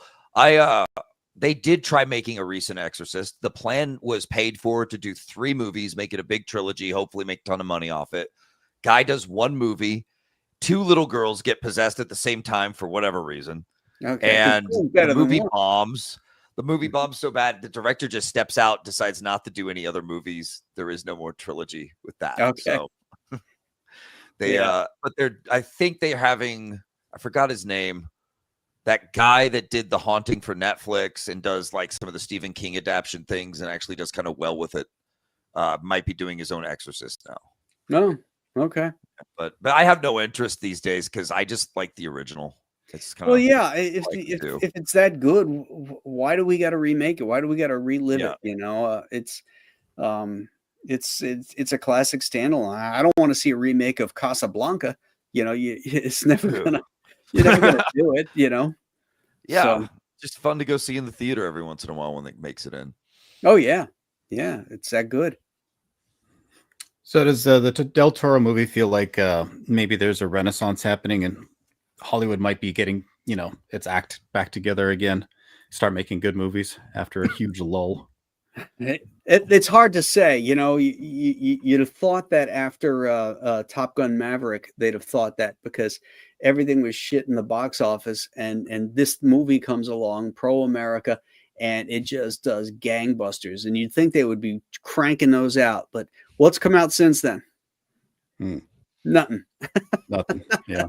Nothing to follow up with that. They probably hated that fact because like, oh man, a pro America movie got it. Well, we hate America. We can't make more pro America movies. Well, that's pretty much. It must They be a do fluke. follow the money. They do Yeah. follow the money sometimes. So you're hoping for that movie that makes them go, oh, okay, change it up, produce Right. something that people want to see. Yeah. Why can Tom Cruise understand that, but the rest of them can't? But Mel Gibson understands it. Oh, So, yeah, he does. Yeah, Mel's got Those really guys be good funny. instincts. Yeah. He'll do these B movies for the money, but there's always something about them that's interesting. Yeah, he picks good scripts. Yeah. No, he's Although got I a- did say I did just watch Fat Man, and that was a Mel bomb. It's a bomb. Okay, I was gonna watch that, but I'm glad I didn't. Yeah, it's a little woke, and it's off the rails. Mel. It doesn't know what it wants to be. Okay. Yeah, Waste I'd of give Mel. it a pass. Yeah, he should be directing in Netflix, honestly. He was supposed to do a Maccabees film right before he got excised from Hollywood. I think that was his redemption project. Yeah. And the script never came together. There's like an infamous voice recording of him like yelling at the script writer going, "Where's my script?" Or the Maccabees, and and I think the script writer when complained about him being anti-Semitic to him, and that just further solidified his cancellation at that point. Yeah, well, he was drinking then too, and so some of those rants were like alcohol fueled, Yeah, But, he's an interesting guy. He is an interesting guy. He's a little nutty, but damn, yeah, he's one of the few guys in Hollywood that I would like to meet, or that if he's in something, I'm willing to give it a shot. Right. Right. He is There's making not a a new, lot of people that I'll say that about. he's making a new Passion of the Christ. There's a sequel. Yeah, it's the resurrection. Yeah. Right. I don't know how you make a film about the resurrection, but okay. I'd like to see Mel try, Oh, definitely. he'll do it. I mean, I was disappointed in the Passion because it didn't end with the resurrection. Right. It ended on the down note, and I thought, well, okay, maybe this will be like Lord of the Rings, where they film the two at once, and then then we'll get the next one the next year. But how many years has it been? Quite a while. Well, supposedly it's supposed to be a bit psychedelic, where it's Christ's journey through hell or something. Oh, okay, yeah. When he after was dying. between the third day, Yeah. first thing he did was he went into hell and freed the souls there. Right. Yeah. Into purgatory or whatever it was. But yeah, it's supposed to be a little bit more metaphysical and not so much based in Jerusalem. I think that's just at the end, probably where he comes to the apostles and he's revealing that he's rose again. But yeah, I thought that that's an interesting approach where definitely you're not going to get something very well understood or well defined. Like Mel is going to take a lot of creative license there, I think. He understands how to use the metaphor and the beats of the story to make something that works with it. It seems like Passion really resonated with a lot of people. He understands how to use imagery and moments to do that really well. So I just like it. I think he's his own storyteller, but he has a respect for the material that I think will be very interesting to see how he puts like a journey through hell on film. Oh yeah, he's an old school hardcore Catholic. So he's going to make this with reverence and with biblical accuracy, New Testament accuracy, I think. He's actually leading an effort to revive the original Catholic Church in the original Latin. Like I think he has his own denomination that he's there are those Latin Mass churches that around the country there, that don't necessarily follow Rome. They Right. go back pre-Vatican II stuff. I got a buddy of mine in Florida that belongs to one of those. And I was at one of the masses, and they do it with the priest with his back to you, and he's speaking all in Latin, just like they used to. It's weird. Well, I mean, after the last pope, is it such a bad thing? I guess I don't know. Yeah, that last pope. Not a fan. Not a fan. Yeah, but The I'm new digging one. the new guy. yeah, he's an American. Yeah, I know, right? That's cool. Yeah. How did he get the gig? Yeah. I mean, he's kind of based too, because the media will ask him questions about immigration and things like that. The stuff the other pope would dive into head first, and he kind of just says no comment. People should run their own countries. Yeah. Well, that's one of the things that pissed me off about the last pope is that he was criticizing, not just saying stuff. He was criticizing America for their policies, their border policies. Well, he lives behind a wall, and is protected. He tried to make like some sort of like comparison, like walls are evil or something like that, and everyone was like, "Bro, you live behind a gigantic wall." Yeah, talking about in your own country, in another country. Yeah, exactly. It's like, dude, tell me a country that doesn't want to protect its own borders and regulate, the inflow of people. I mean, otherwise, if you got no borders, you have no country. Yeah. Yep. Yeah. So, I visited Vatican last year, and like you cool. go through immigration, when you walk into the door to go into. Oh, really? Yeah, because it's considered. How odd. It's considered its own, independent state. It has autonomy. State. I thought that was evil. It has autonomy from Italy. It's considered its own. The Pope is essentially the king of the Vatican, and the borders extend along the wall. To keep out all the illegals, I guess. So you show your passport and keep out the Protestants. Yeah, exactly. You got to keep those guys out. And so it's interesting, that they. So would you're even... standing in Rome, and then you walk through the door.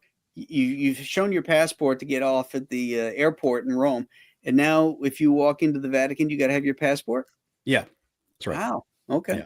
Yeah, because it is a separate, dominion. But yeah, that so reminds me of when I was in East Berlin.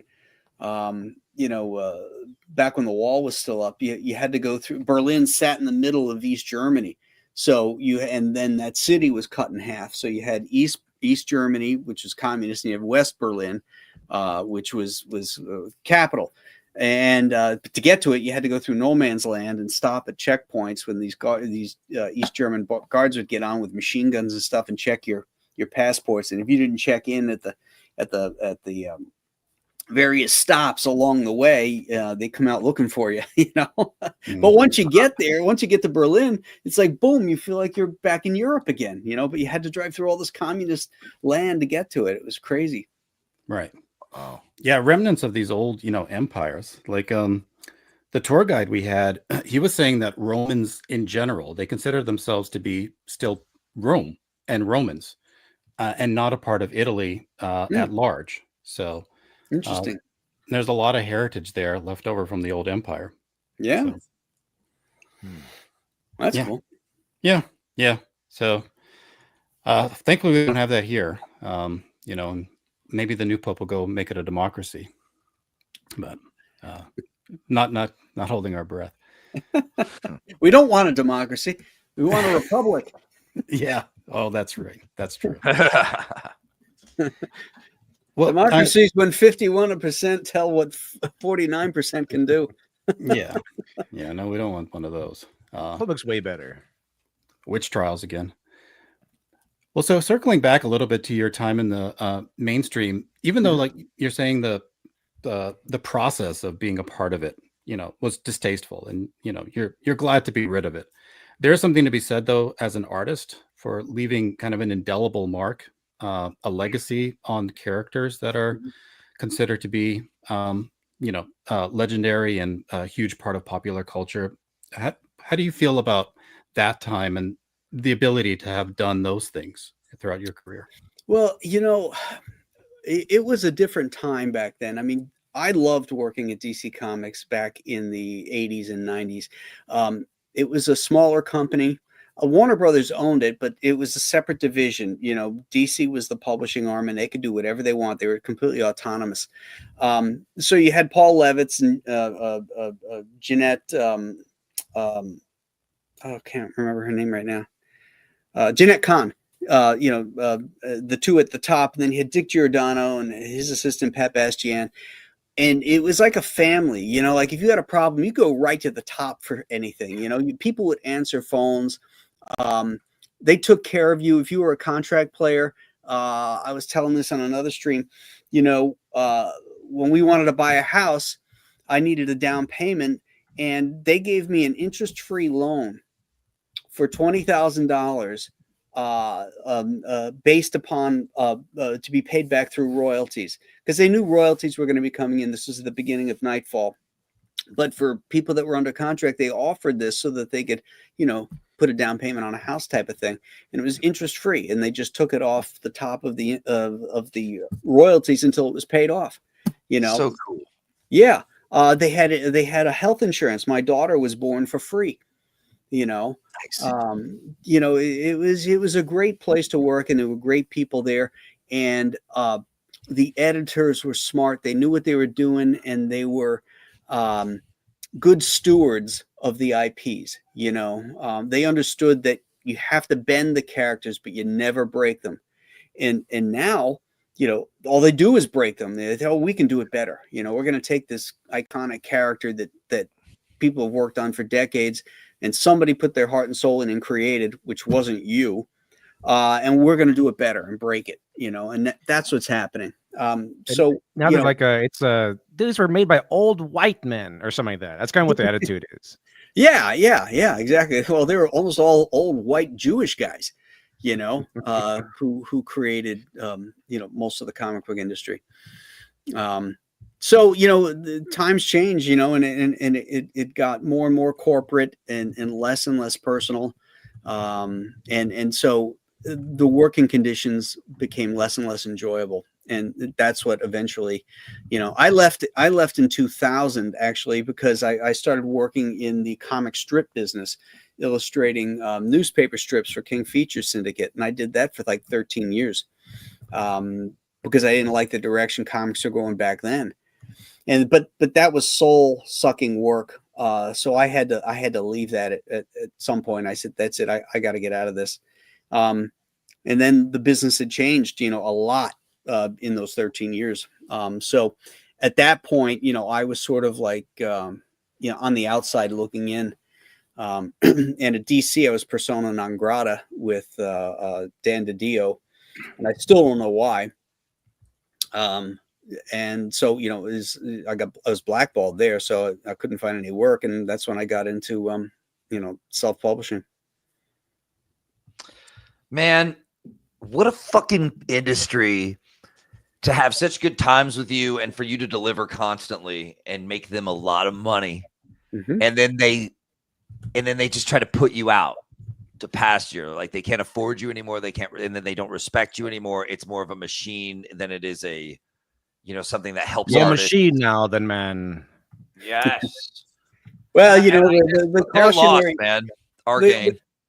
The cautionary tale is, you have to remind yourself, and this goes out to any of you young artists or writers that want to work at Marvel and DC, understand what you're getting into, that you are disposable to them, and you'll always be disposable. No matter how hot you are today, there's going to come a time. Jack Kirby, who was as hot as you could get and created the half of the Marvel universe, and they put him out to pasture. So, my advice to all of you is to,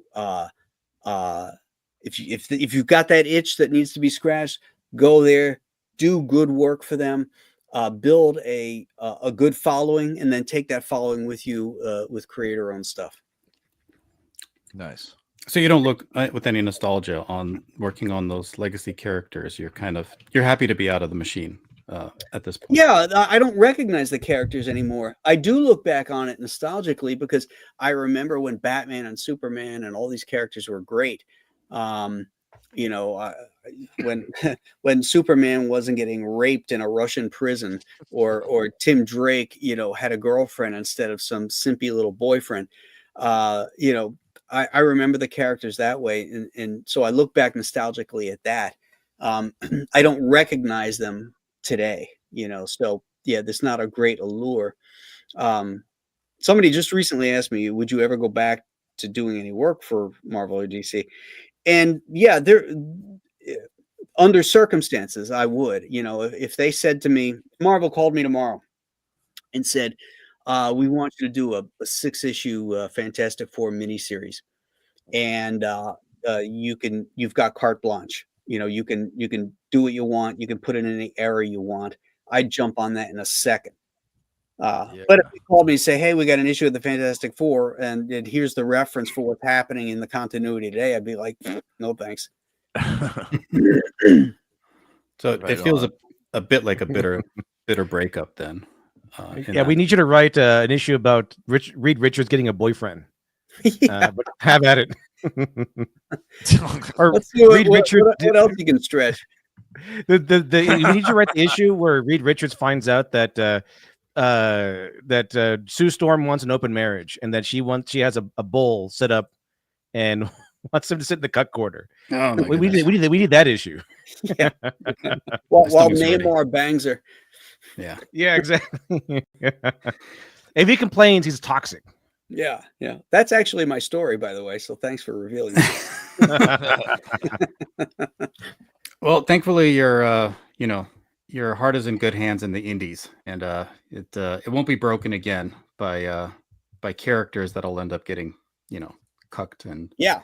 banged by the beauty bulls. is I own it now too. I own all my properties. So Exactly. What's your feeling about the new Indiegogo site layout? We were talking about it a little earlier.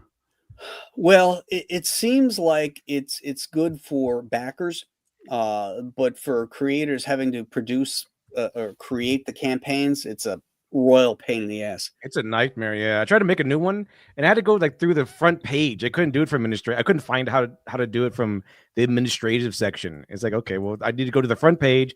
Whoa, start your first campaign here, and I was able to do it through there. But I couldn't Right. find anywhere how to do it or anywhere Yeah. else. It's hard to navigate, and then there's things now you can't to create like a secret perk. You got to go through all these different stages if you can even do it. There's so many convoluted things to it.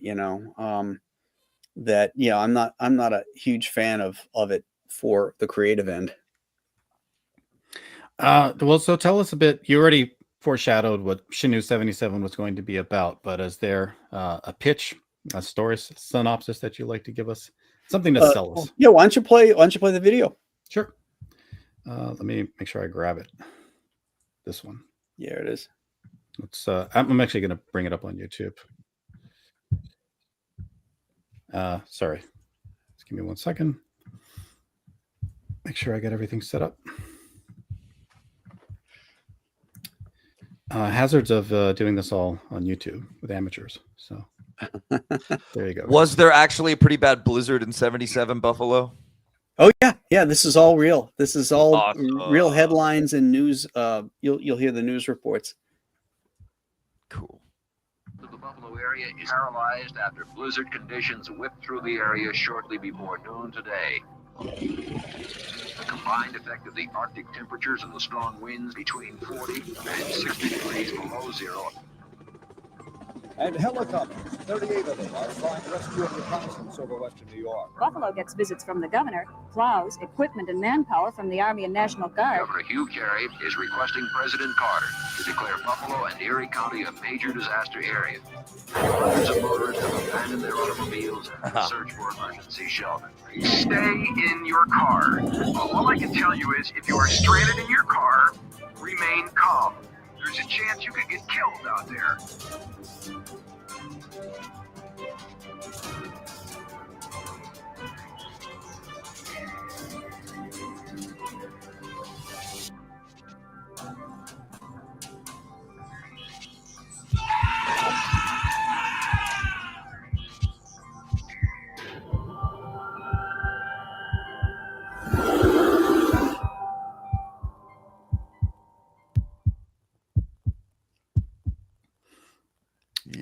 Very intense.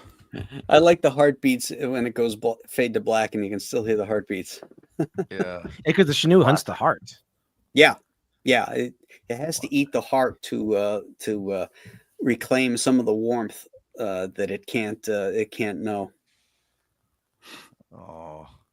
So it's going to be stories. A lot of people are trapped in the snow. I mean, I guess that you don't have to say more than what you're comfortable to say. But are you going to focus on vignettes of these circumstances where people are trapped in the Chenoo as one by one picking them off, or is there going to be an arc there with a main character? Yeah, well, the arc is that Hank Donovan is a trucker, and he comes across. I'll just read this here. He comes across a scene of unimaginable horror: a car stuck in the snow, its occupants shredded to pieces.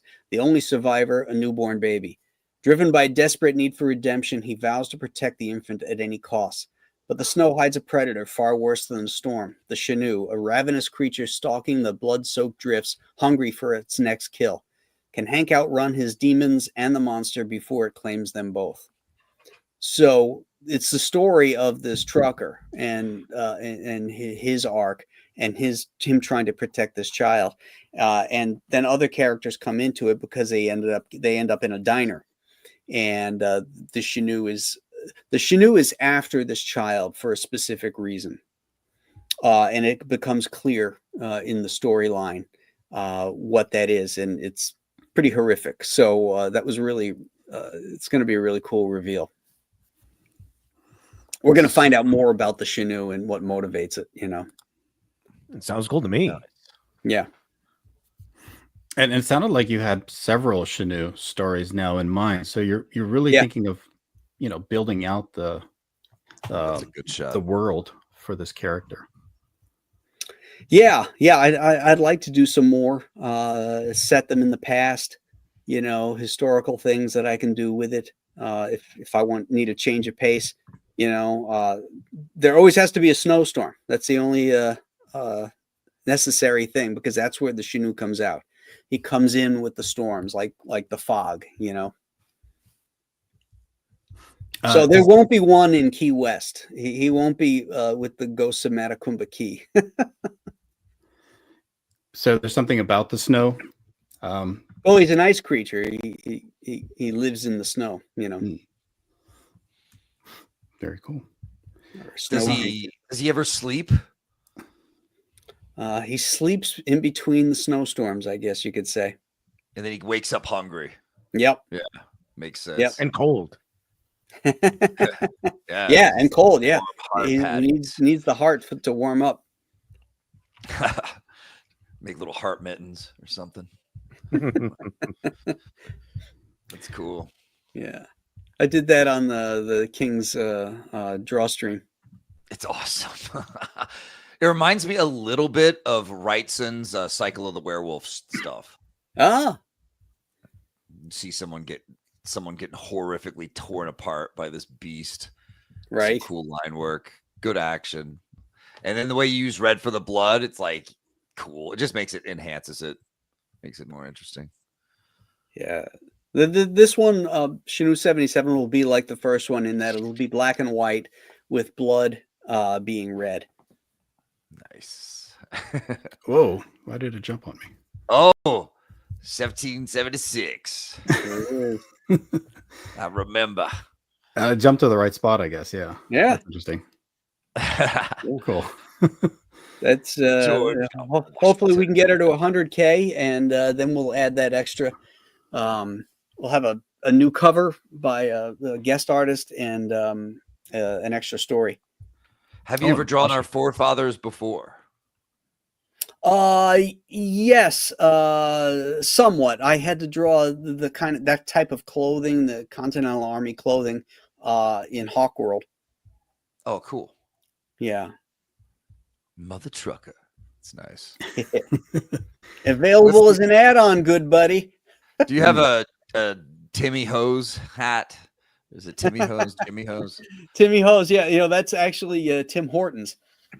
Okay. Yeah, you've heard of Tim Hortons coffee shops? Yeah. Yeah, I've heard of them. Yeah. Tim Horton was a player, a hockey player. Okay. He played for the Buffalo Sabres, but he was Canadian. He got killed on the QEW. But he started that coffee shop, and they're all over up here. Okay, cool. My nerdy hockey friend talked about this. It's but yeah, so okay, I was wondering if it was real. Yeah, yeah, but I didn't want to use the full name because they don't want. I don't want them to sue me, so I called it Timmy Hose. That's the nickname. People around here will just say, "Hey, you want to grab a coffee at Timmy Hose?" Timmy Hose. Yep, cool. Yeah, I'm This going is to do cool. some sketch covers for these. So the book will be wrapped in the board, and just draw whatever you want. That's awesome. Bane. And commissions. Yep. That's cool. Yeah, that's full cover style commissions. Sweet. Yeah, I don't do these things normally. I don't do a lot of conventions because I'm too busy doing my publishing stuff and drawing and writing. And I don't take commissions outside of campaigns. So I put them up on campaigns for anybody that's has been looking all year for a commission. You can get them during my campaigns, and you get them at a discount too, to help the campaign. So, and here's one good thing about the new Indiegogo is that you can you can finance the large purchases now. They've got this thing, it's called stretch pay. And anything over like $200, or you can set it for whatever number it is. And I think I set it at 200. Anything over 200 or 200 or over can be financed over like 4 months. Wow. Stretch pay. That's Look at their interesting. logo. What is that? Stretch this. But that's cool, man, that they added that, I guess. Yeah, hopefully they'll bring in more people. Yeah. That gets some original Graham Nolan people. Some legendary stuff happening here. I just love that you got your happy ending. You're successful. You're getting to do what you love. You're hanging with the monsters that you love so well and know so much about, and doing well with it with your books. So that's just it was really fun to enjoy the Chenoo tonight and discuss that with you. I appreciate it from one monster fan to another. Thank you, man. I'm sorry to see that there isn't a buy Grandma beer tier here. Now it's called Mary's Tip Jar because it's down at the bottom there. Yeah, there it is. Yeah, because Mary does all the fulfilling. She packages up all the stuff. And when she's doing that, we're watching our little grandbaby right there. So, so that's what Mary's Tip Jar is for her to buy stuff for her daughter, our grandbaby. Cool. Very nice. So we can't get her a beer. Well, whatever a beer costs, you can tip her, and then she can use whatever.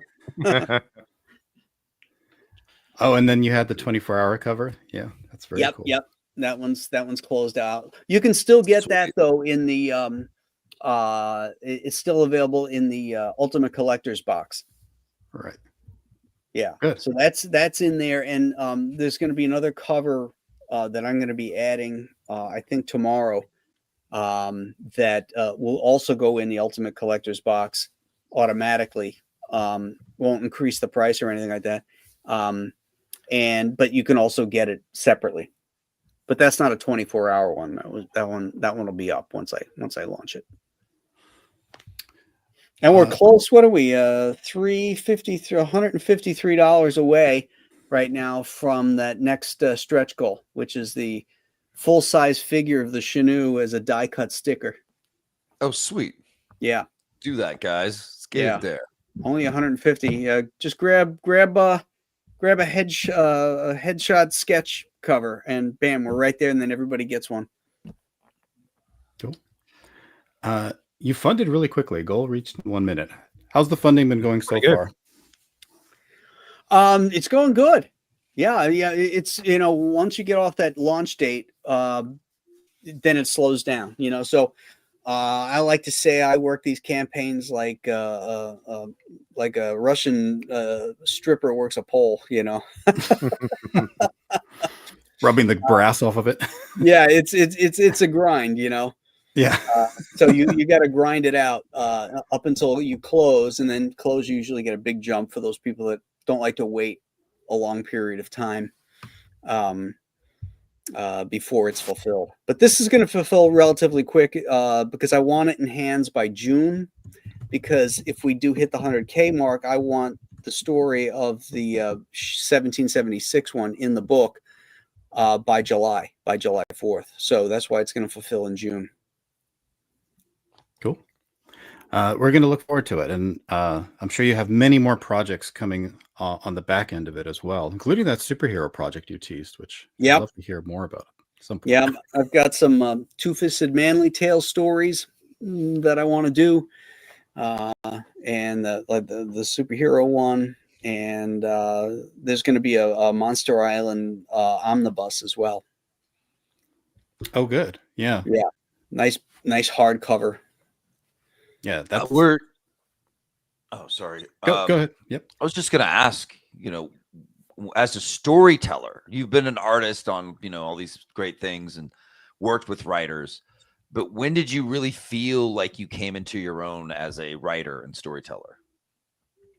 Well, I've always thought of myself as a writer that draws and not an artist that writes. So, I was always concerned with the writing aspect. Even though it was easier for me to get a job as an artist because you could show a portfolio, and they can decide whether you're good or bad. Submitting scripts is a lot harder to do. So I broke in as an artist.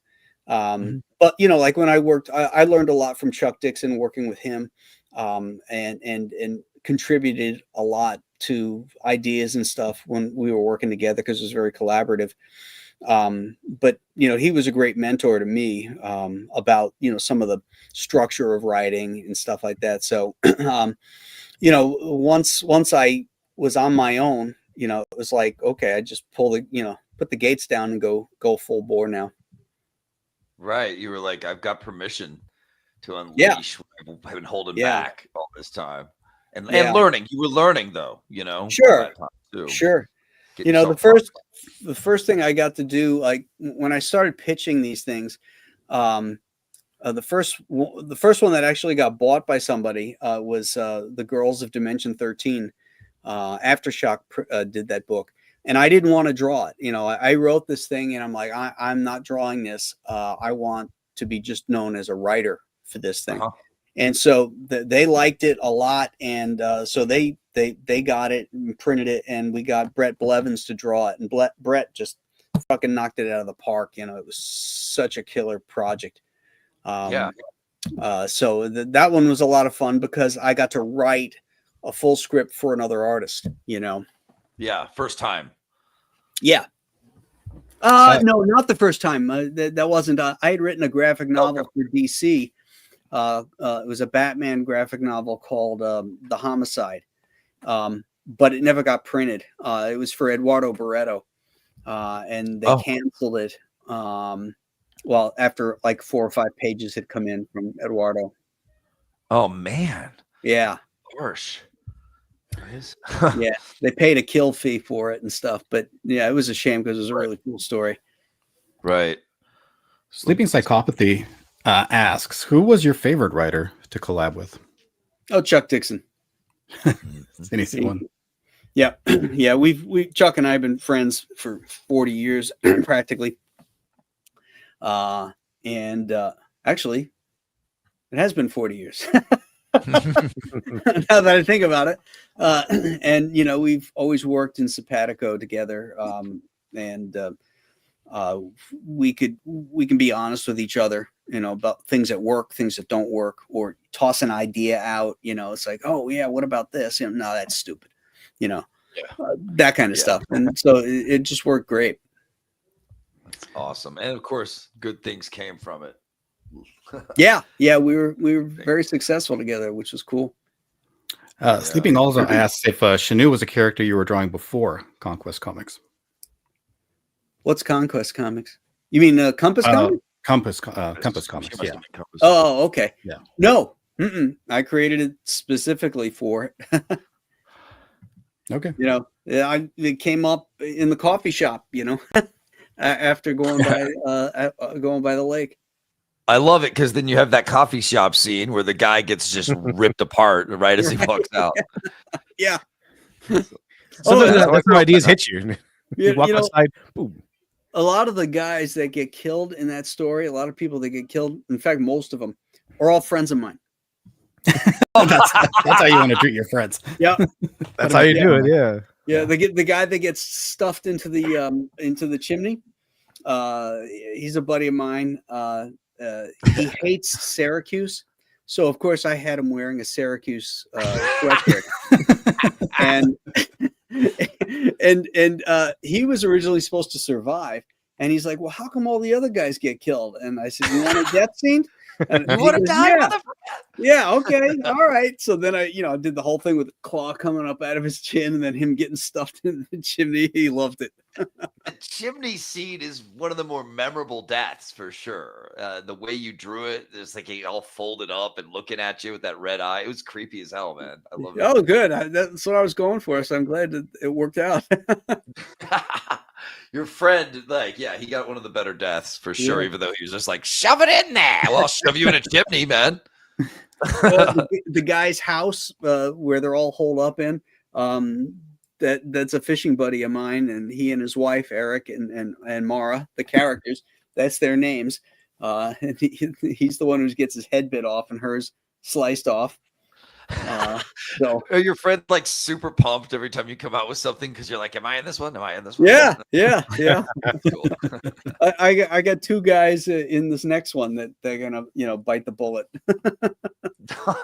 That's how you know you've made it. If Graham has killed you in one of his books, Yeah. you're in his cool book. In Alien Alamo, I got a buddy of mine who wanted to be in it, and so I had the aliens got like this acid, interior, so he climbed up his ass and melted him from the inside. So I got his face melting and stuff, and he's like, "Oh man, I'm dying in an asshole." Only in comics, I swear to God. Yeah. Beautiful. But it makes it fun, because like if I put a friend in there, I immediately have a personality for the character that I could play off of in the story. Right. I don't have to create out a whole cloth. I can throw little things in that's unique to them in it, and it makes them come alive. Yeah. You already have your little grid set out for that personality, and you're like, okay, this would work here. Yeah. And it ends up being. I mean, I liked all the personalities in Chenoo. They worked well together. It didn't feel cliche, like everyone was at each other's throats bickering. Right. Instead, it was like, let's fix this. Let's get this done. These are people who live in these conditions. They should be able to have that mindset, Right. Exactly. Cool. Well, thank you, Graham, very much for your time. You've been extremely generous. Oh, And, you're very welcome, guys. It was a lot of fun. yeah. Thank you for your huge catalog of work. It's incredible what you've accomplished in your career. So Oh, very thank you. grateful. Want to see you do a lot more, and looking forward to anything you have coming up in the future. Well, thank you guys for inviting me on. It was a ball. Thank you, Lit Dev, Monster, and Piper, who's not here. Thank you guys. Great to have you. No problem. Yeah, thanks for having me on too. And great times, great book, and great to talk to you, Graham, and question you. Thank you for the grueling, Vonster. And hope to see you guys all again real soon. We'll definitely be going through more of your books as your campaign outstanding. continues to fund. Well, I hope I continue my streak. I'm sure you will. There's no stopping you now. All right, everybody. Have a good Good night, night. everyone. Thank you. Have a See good you all night. next time. Night all.